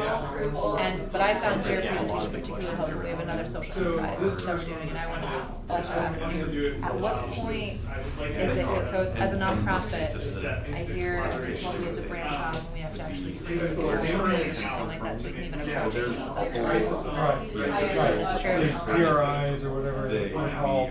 Yeah, so some nonprofits will set up a for-profit LLC. Right. And so our angel network just looks at for-profit companies. Vision Capital, or nonprofit companies. They run really standard salaries and classes. We were at Planning Pitch. Well, we participated in Planning Pitch. Yeah, Circle of Health International, we pitched the Co-ed Cloth Network. It's the diapers. If you you were there. I was on the selection committee, so Okay. my 40 is helping down the slide. Okay, yeah. So we That were was just nonprofit. Yeah, it was just And you like that was a very good experience as well, because I think it taught us that, you know, coming from the nonprofit world, if we're going to make something for profit, we're going to have to get with some corporate. Okay. Yeah. I know. You know, So I think that I don't know much about them. Circle of Health. has a very big vision and statement of mission. because they just wrote this. And when you guys came in and talked about diapers, and it was hard to, here's a mission of being it was just kind of hard to put together. Yeah, So what they're trying to do is Okay, take feedback. If the mission, if you had narrowed down a global mission, this venture, it's more easier to kind of put around both of them. Are they committed to Yeah, we got different feedback in terms of, so the cloth diaper is obviously providing for us a benefit, but the real benefit and impact was the employment, the creation at the production sites, and then as well, the profits returning back to the healthcare programs for these children. So we just need to be more specific about first and the production side and the credentialing. Yeah, there's some value there, obviously. There's some value, you know, Did you post something that we did? And I haven't ended up going back. So it wasn't a bad when I need so when I need when I first started, I was confused about global vision. So it's usually quite sometimes I do it's usually one of those unless I'm really close downtown.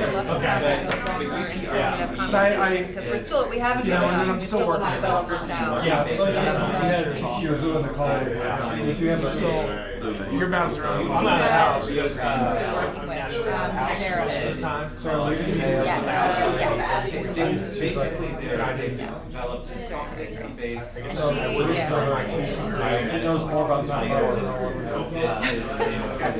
Well, but I feel The rest of the time I'm like out. we're towards the business side of it anyway. So that's why we want to be able There is a warrior the expert setting up this kind of program. Yeah, absolutely. I tend to stay home. Andy White or someone I can just do it. I took a million notes. It's hard to have a conversation. Andy White. But then, exactly. And my work is It's like, Yeah. which Austin. I think that's what we're trying to figure out right now is what's the next step or what's the goal. Because we launched the diapers already last week, so right now we're in pre-orders. And then just trying to figure out Or there's how do actually a lot of we innovative stuff. how do we scale it up? How do we jump to the next level? Because right now we're in the issue is what comes first, the chicken or the egg. So we It's need very So are intensive. you supply constrained or Which is to say. we are demand constrained. It's really financial constraint. I think, but in terms of demand. So if you had an order for 100,000 diapers, you could sell that? Yes. Oh no. But it's where I want to You need to get pre-orders so that we can. And it's great to actually build mine. produce them. So they need to pay. So you're Yes. Yes. Exactly. But you have I think you have a way to scale up production. Trump and Bernie. You know how to produce show you produce 30,000. Traditionally, while replicated significantly 100,000. Then you have a scale down. So you can how to I put some of those, you know. this way you show that really are Either one. And I think you can get the sense that, I mean, I said one earlier. Yeah, exactly. I don't. I think it's a mix. Like you said, right? Yeah, no.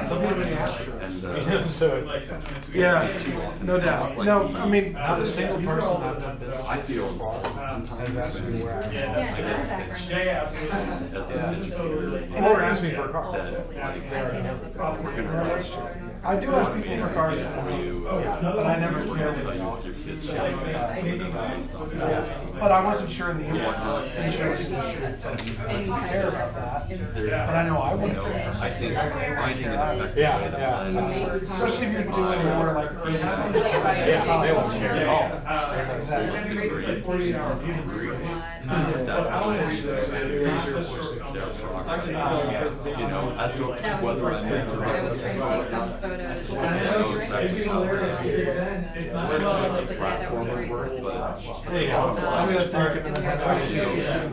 like one instance lately I've been Just want to say, like really push I myself look to forward to make staying in touch. We're so proud and I sit down and I'm in Google Docs and I've doubled sales this year versus last year. So that's cool. Man, this is cool. You're looking at what I'm writing. Yeah, right. But it's like so it's like any hardly see for that hiring in the education sector. That's right. It's like that level of ineffectiveness. Well, they might have to have like Lots of some communication. common threads. So You the know, one that I actually saw leadership you can ask me, like I Everyone just has got one versus two years. 7 questions. So you evaluated your leadership. Job as well. To me, that's kind of It's that and it's building a marketplace. But based off of that, that's a bigger project. You know, we did a lot of things to build up to that.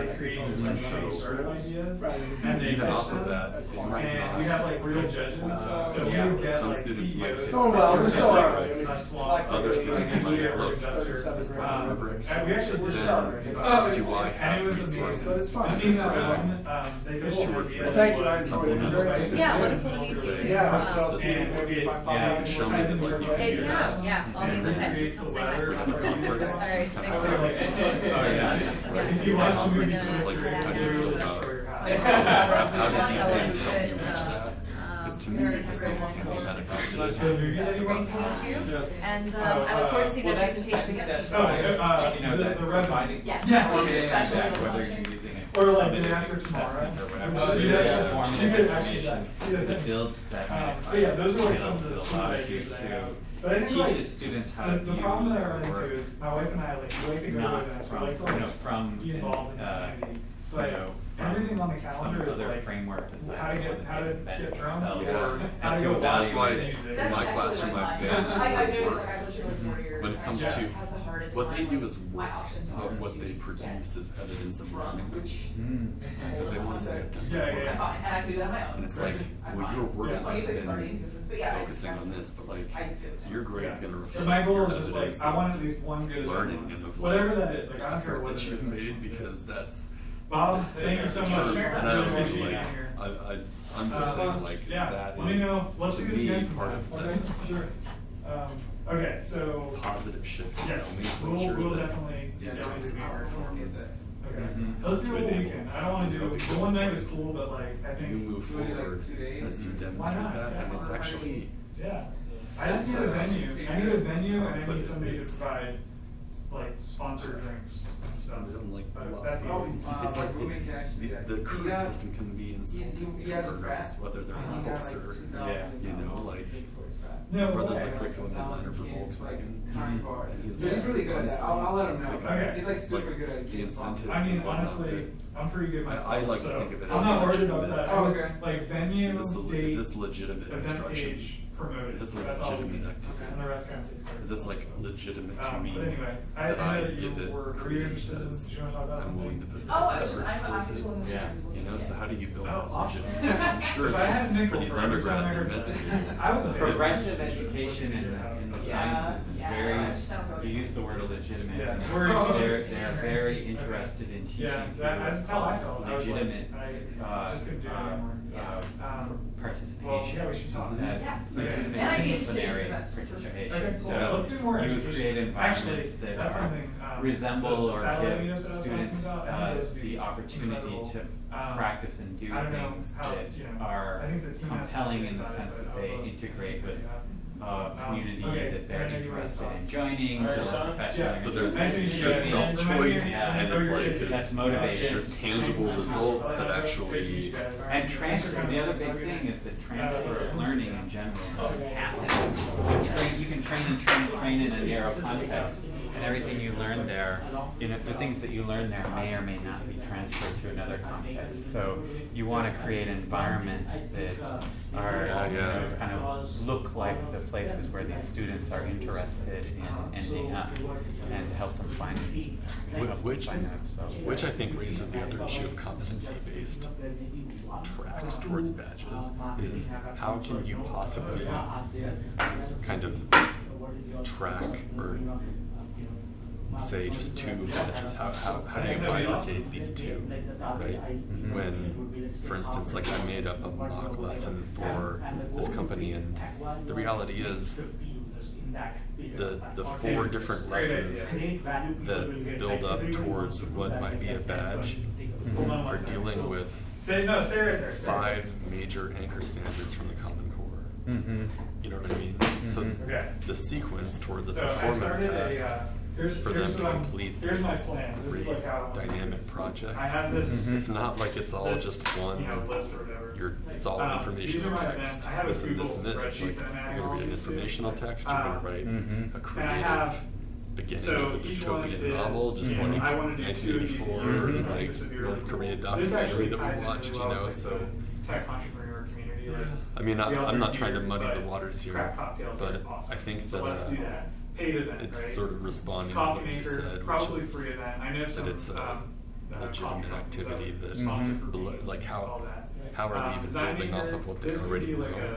And I think that is there a tech tool that's really the solution? Well, maybe there is. Like maybe one of your end of quarter or something project is that you reflect on how these all, how did your progression move through, and then that becomes something that is actually worth reading for a professor or something, and like that is part of the term. Like it's probably as valuable as you know, how are all these, how would you rate your progression or something? Because I'm a huge fan of like when students have to reflect on. I think a good rubric tool, like a tool that is really good, makes using rubrics for developing and evaluating work is really useful, because more, you know, there's creative writing, there's all different kinds of writing, but ultimately, like, it kind of breaks down to genres, and documents do very specific jobs in very specific contexts, and you should be able to develop rubrics per those contexts. And I think a neat tool would be using technology to allow students to collaboratively develop a rubric and then share their work and do peer evaluations. If you figure out how to do that really easily, I'll buy that from you tomorrow, because I need that.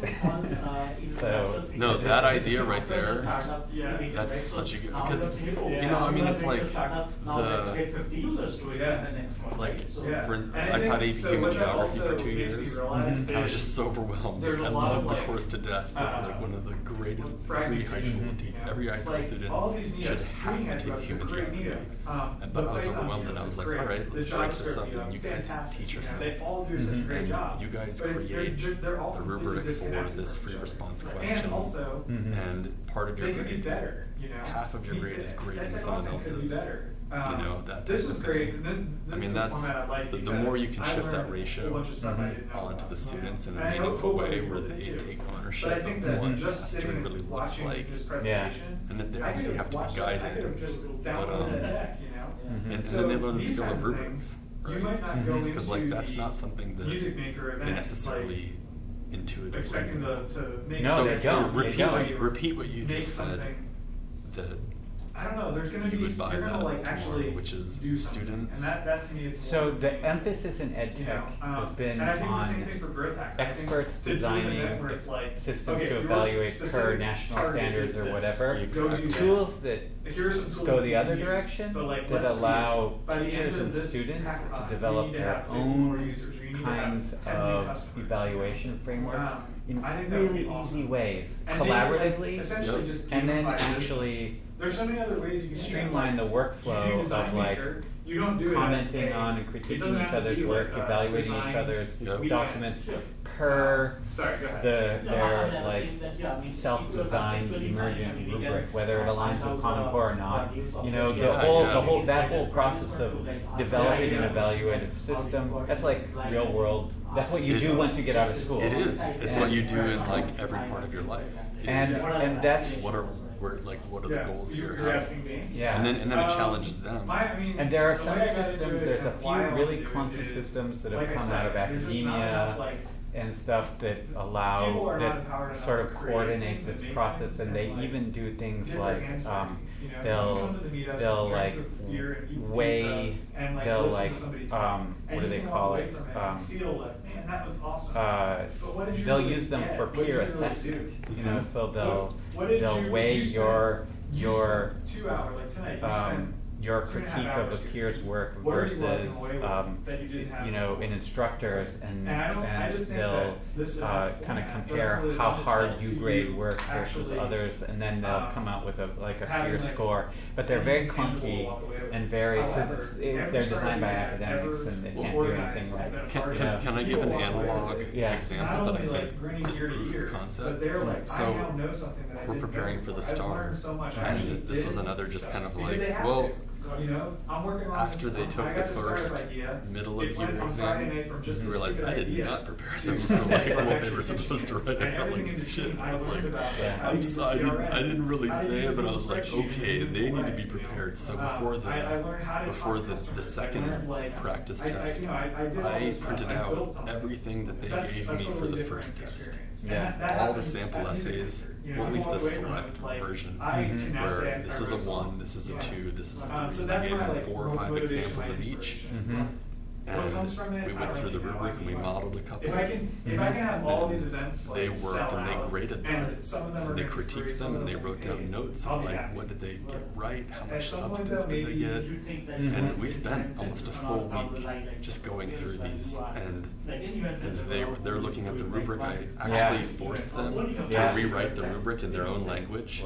Because I was like, and they buy into stuff like that. I'm like, honestly, students, why should you have to like, why should I even give you this piece of garbage that like somebody wrote to try to, you know what I mean? Like they buy into that when the teacher criticizes sometimes how they're being graded. So you make this your own. And then when they're grading other students' work, they're getting a sense of empathy. They're getting a sense of modeling, like, look, somebody your age at your grade level wrote this, and they're even just getting a sense of practice. It's like, what do you notice about all the level 4s? Take a look at it aesthetically, visually, and they're like, they write really small. I'm not kidding. And so I put on the board, write small. And like, for one day, the whole practice was just, you write your handwriting half as big. For this exit ticket, I want you to write it like half as big. Okay, so now you're going to remember when you go into this.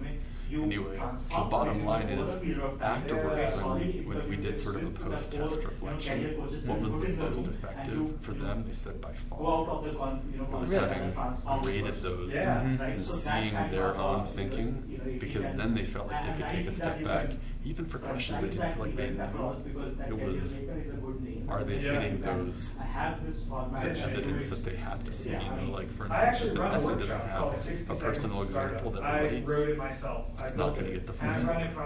If they don't understand the tools to take all the cues they're giving you in a prompt and learn how to translate those into basically writing your own answer, then they feel confused or cheated or whatever. So does that speak to kind of what you're talking about? Definitely. So it's like how you take, because that actually could be pretty effectively automated, you know, where it's like, even down to, we've done it at ATX Act for Change. You know, you can take, you can actually itemize like a sentence or a paragraph of an actual scanned document, and like part of the assessment tool that this platform has is very resemblant of the Park and Smarter Balanced, where when Ruziale select the sentence that explains this or whatever. So if you put that into this peer review and then build towards, right. Or even, that was one thing, I gave them a blank rubric and I gave them this one, so it was like, Well, each one of you sentence pitch jigsaw, of your company. each of you And that's something take that, one like, of these a lot of people, and they don't really know figure how out to do the fact intuitively, that this and is a what they gradient scale. need isn't This is to a be- ladder have of a deck ready to them. complexity. They need and then time to do it. I'm not and then trying they to need like someone to bounce the idea. They you need a know, mirror. toot my own horn you know? by any means, So I think but the it's same just thing is true for I'm really on the same resume making or wavelength career as you making or yeah. because whatever. when students Like, having generate these, like, that, they feel bite-sized, empowered. The trick is, keeping like, everything actual aligned to things. those standards. You show up, My biggest you regret make something, is and then you I make it. learned the power of Google And Docs too that's late really in where the like year the maker because part of it comes from. It's like Google I want Classroom people to know you're not has just some coming here to great sit in a features. room. I Is can that what just- you're using? Yeah. Mhm. So Google Classroom. Is your whole school or just you? Just me. Okay. I taught my whole students Google Drive. I think 3 of them had even been in Google Drive. I just I love that stuff, you know, and then they feel like the ones that Absolutely. complain, But if you want- other students so correct that's them, the like, other are you thing is kidding? You're putting complaining? together, like, I wanna It's build like a council kind of nice of as a people class who are culture. interested in So I've building gone, events, and right we'll- now I'm we'll like meet, 60-40, I don't know, 60% in Google once a Drive. month, and it'll be hyper focused And on like who's doing what. What I and when wish I and would have how. done Or is maybe a lot more peer I think review the in-person using is that. maybe Yeah. necessary, but like, You know, we meet, I we taught them talk how about to do it, comments and I taught them how to we work on do it so that everything stays highlighting on track. both the text or the So back you're of the just text. using Remind me Google your Docs. name again. That's good. Ashish. And so, How do you spell it? and Why so do you like, need a system? It's already there. It's already there. Yeah. But at the same time, how can I take that numerical score and put it into a system that then gives me more of a It's funny. Yeah. Are you saying- are you because actually Indian? my goal is that it's the it's guy I work with, holistic. my You know, manager it's is like the Indian, blend and we of talk all the time. qualitative and A quantitative name that because the gets him in teacher, trouble if is there's a way to Sasha. kind of Mm-hmm. answer He always what can be says complex Sasha. questions and put it into, well, And I always, this is and what the also, teacher does, yeah, and like Indian names this is what to the me, student they're- sees, and it's this hard is how they sometimes, see like, their yeah, progress okay. towards But we talk a lot because earning he a also badge or says reaching don't the use top these, level. uses those Yeah. a lot. And the goal And is so I always like, try and help him like, no. there's a lot of ways to get towards a student being able to like really show that I either work for through coding, so Yeah. like yeah. a performance task that's got a few No. parts to it, or I have an multiple choice education questions. and Let's face it, some marketing are like less until important, and they can just yeah, answer until some the end of this questions month, and and then start I'll them off be with some doing, badges, Maker and work them up Square or is whatever. So are Coding you bootcamp, and were they're you owned by teaching a company before called you went Reactor to or the so Renaissance I Learning? just So took a you were position with how long were Grant. you teaching before I that? taught for 3 years in Baltimore City. And I'll be doing Okay. hiring and partnerships. Okay. So I was like, I'm urban. Yeah, yeah. And then then you I went to well no industry. then I worked with Johns Hopkins for 2.5 years. Yeah. Okay. So I was with Hopkins School of Education. Most of the food's gone. That's Their if you want turnaround anything, school feel free to team. take it. Mhm. Thank you so much. And so we would basically go to like Hold on. yeah. 1 second. Hey. I'm Adam. I'm with Joan Hughes. Hughes, and she had said that you had talked to her about the possibility of doing some like a study of the meetup here. And so I've actually been to some other meetups, but I'm returning here, and I just I'm glad you did. This guy's got the perfect questions for exactly what I'm you got a good about thing and going. working on. Yeah. But anyway, I just wanted to connect with you and mainly just start thinking about what I just kind of want to get a sense of what you guys had talked about. You guys talked about what your interests were, because if we do some stuff, we don't want to do things that aren't useful. Yeah, And we don't need to do this right now. I'd be happy to give you a call later. Sure. Or No, let's talk. If you can help me kind of wrangle some stuff. yeah, I can pack sandwiches. I can do whatever. Hey Adam, will you give me that? You mentioned another name because I have your card, but you mentioned at the. I just want to make sure I get that before you go. Which one? At the Rio. Oh, Marnie Baker's son. Marnie Baker's son. She's super smart about competency-based mastery learning. Is it okay if I contact him just sort of say who we spoke and? Yeah. I've only met her a couple times, and may or may not remember my name. But you can tell her that where I came from, and she works with a bunch of instructional designers and her company. They're in the midst of a big rollout.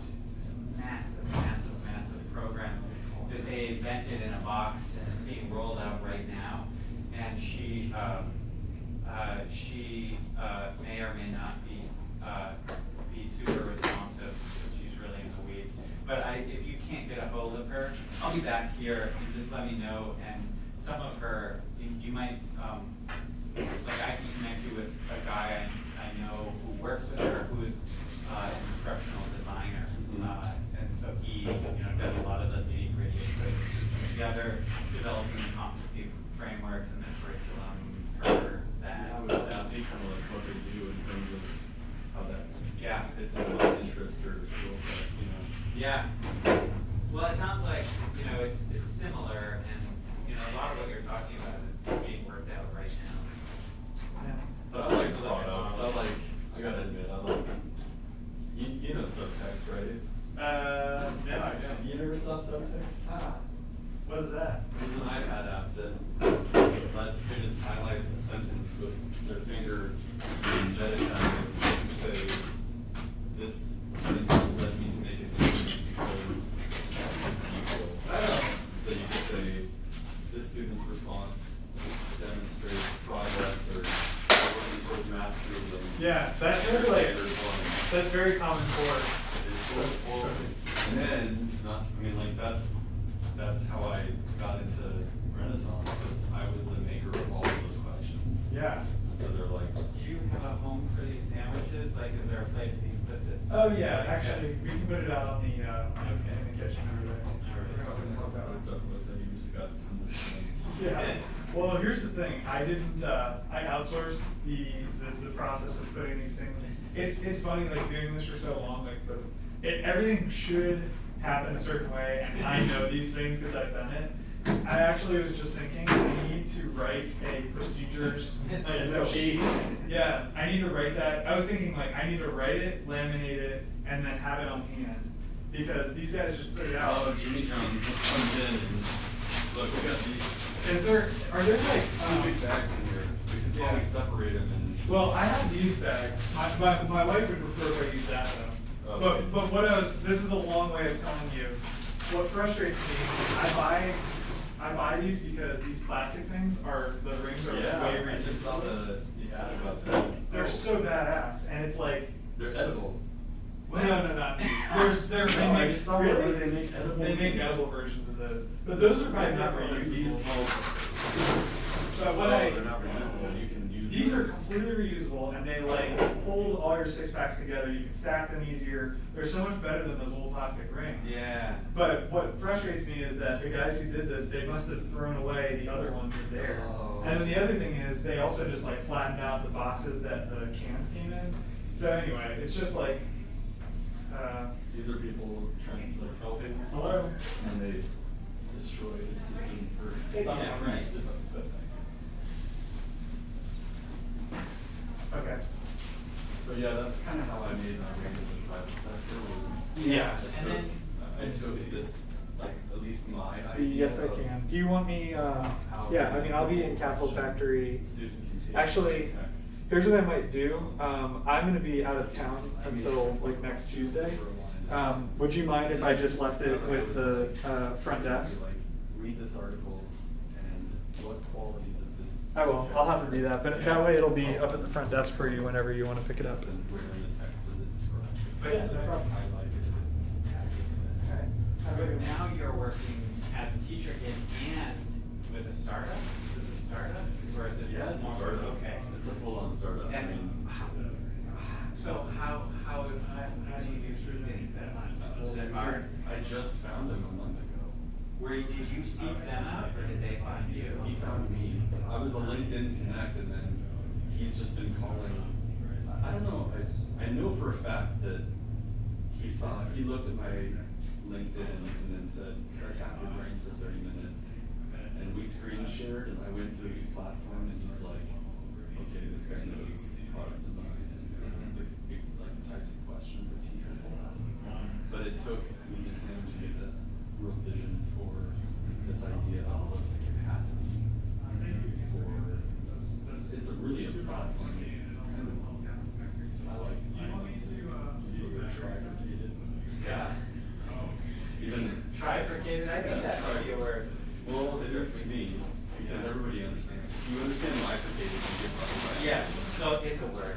If So- it's not a word, it should be a word. It should be. Yeah. But the whole idea is that I think you have a lesson module maker that can create like kind of a standardized.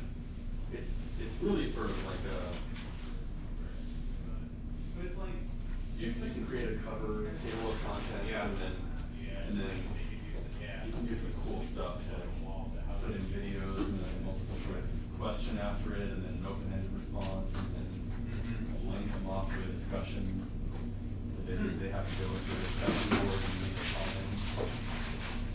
So there's a lot of flexibility around it, and that's the first part. The second part is the teacher has now their classroom and they have all these learning modules. Yeah.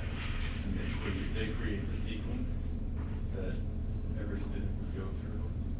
And then the third part is they see what the students' responses are. Right. Both qualitative and quantitative. And yeah, and you know, like the students, you can look at all of them, or you can create groups and label the groups, and you can move students out, you can make an assignment, so you just give it to those students. Hey, can you do me a favor? Can you put these in there, and I'll take the trash and put it, I can send it across the hall. This will just be easier for me to. You're right. sort. One bag. I mean, possibly one bag, but maybe two, we'll see.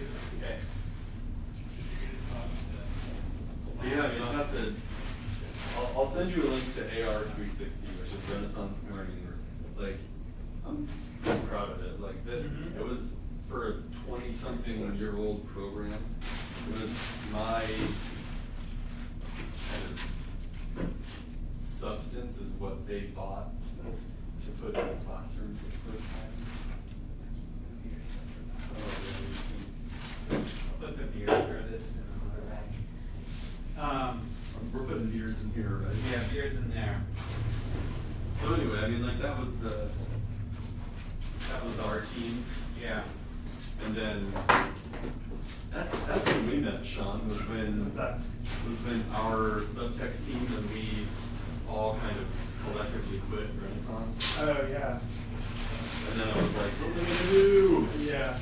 And then I was like, oh, I'll go teach while I look for something else. Yeah.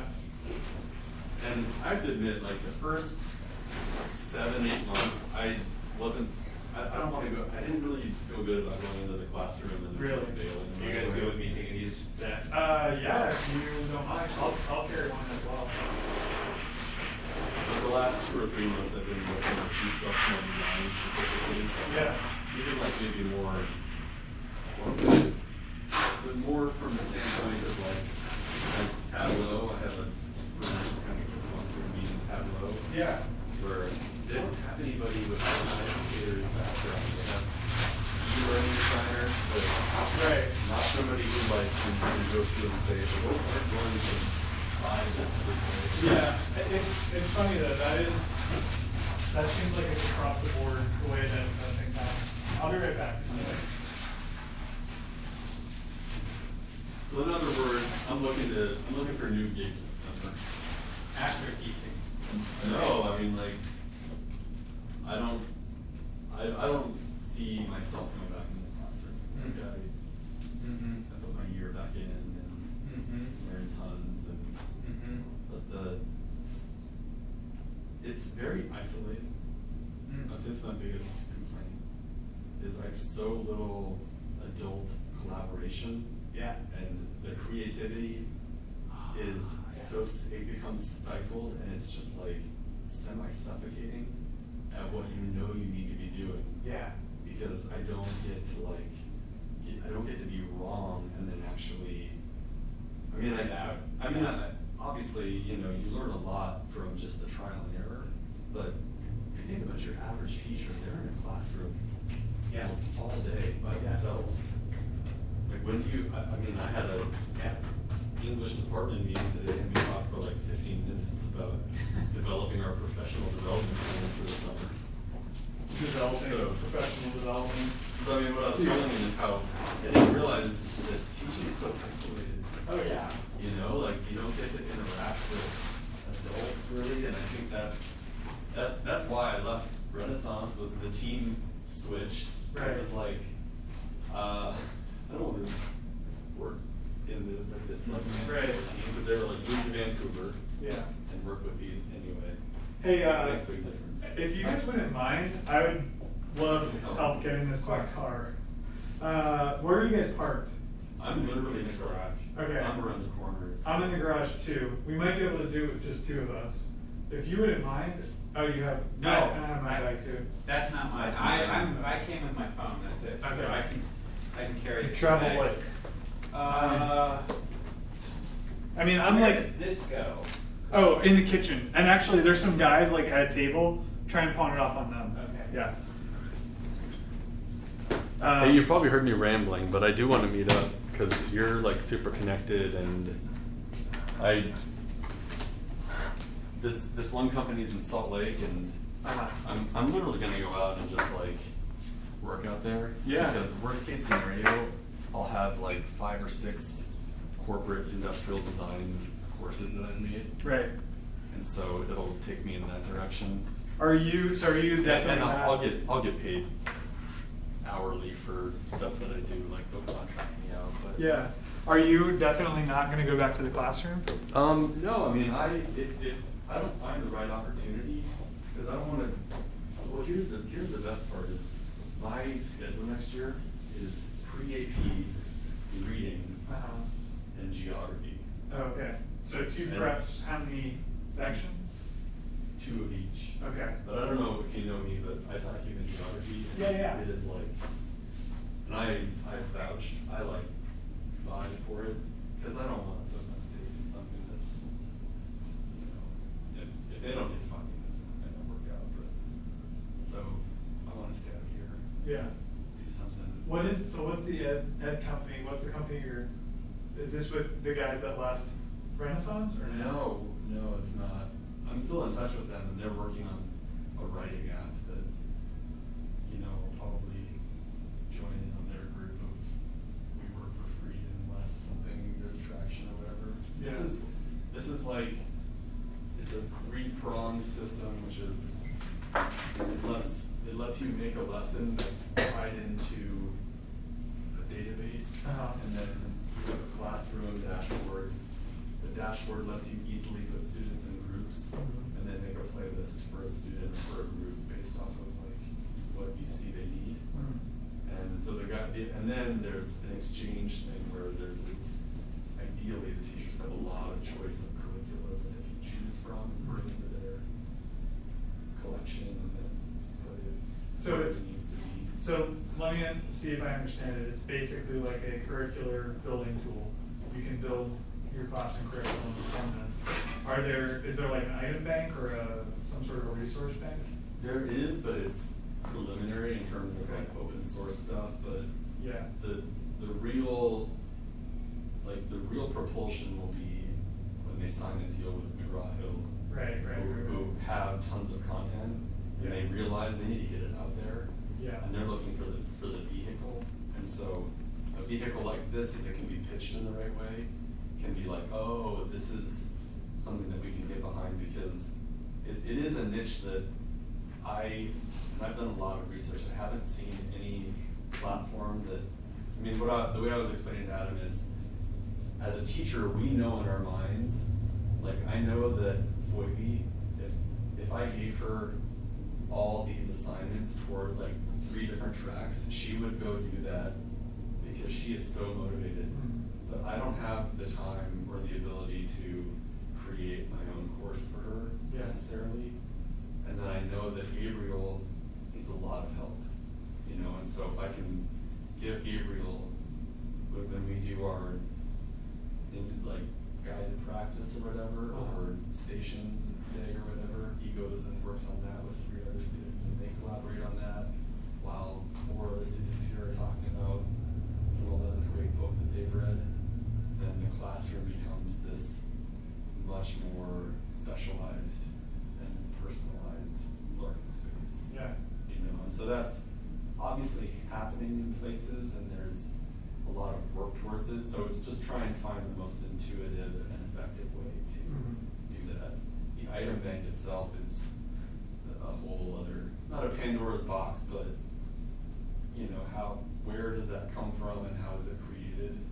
For me personally, I would just start off with what I do in my classroom. I'd, send them over to a Google Doc or Google Classroom and use the tools that I have now. Like, go read this New Zealand article and then submit back your report, that type of thing. And then based off of that, I would grade it. The development towards it's basically the goal is to help students work towards achieving a badge or demonstrating mastery in a specific competency or skill. Yeah. I mean, it sounds really interesting, and I would love to talk more about it. It's super complex, and I'll stop right there. No, I want to make sure we're out of here. Out of here by 9, and if all right, how can I help? Well, your stuff? It's not. No, it's not mine either. You're gonna do it. I think somebody wanted to donate it. Executive decision. Is it raining or? It doesn't look like. No, wait.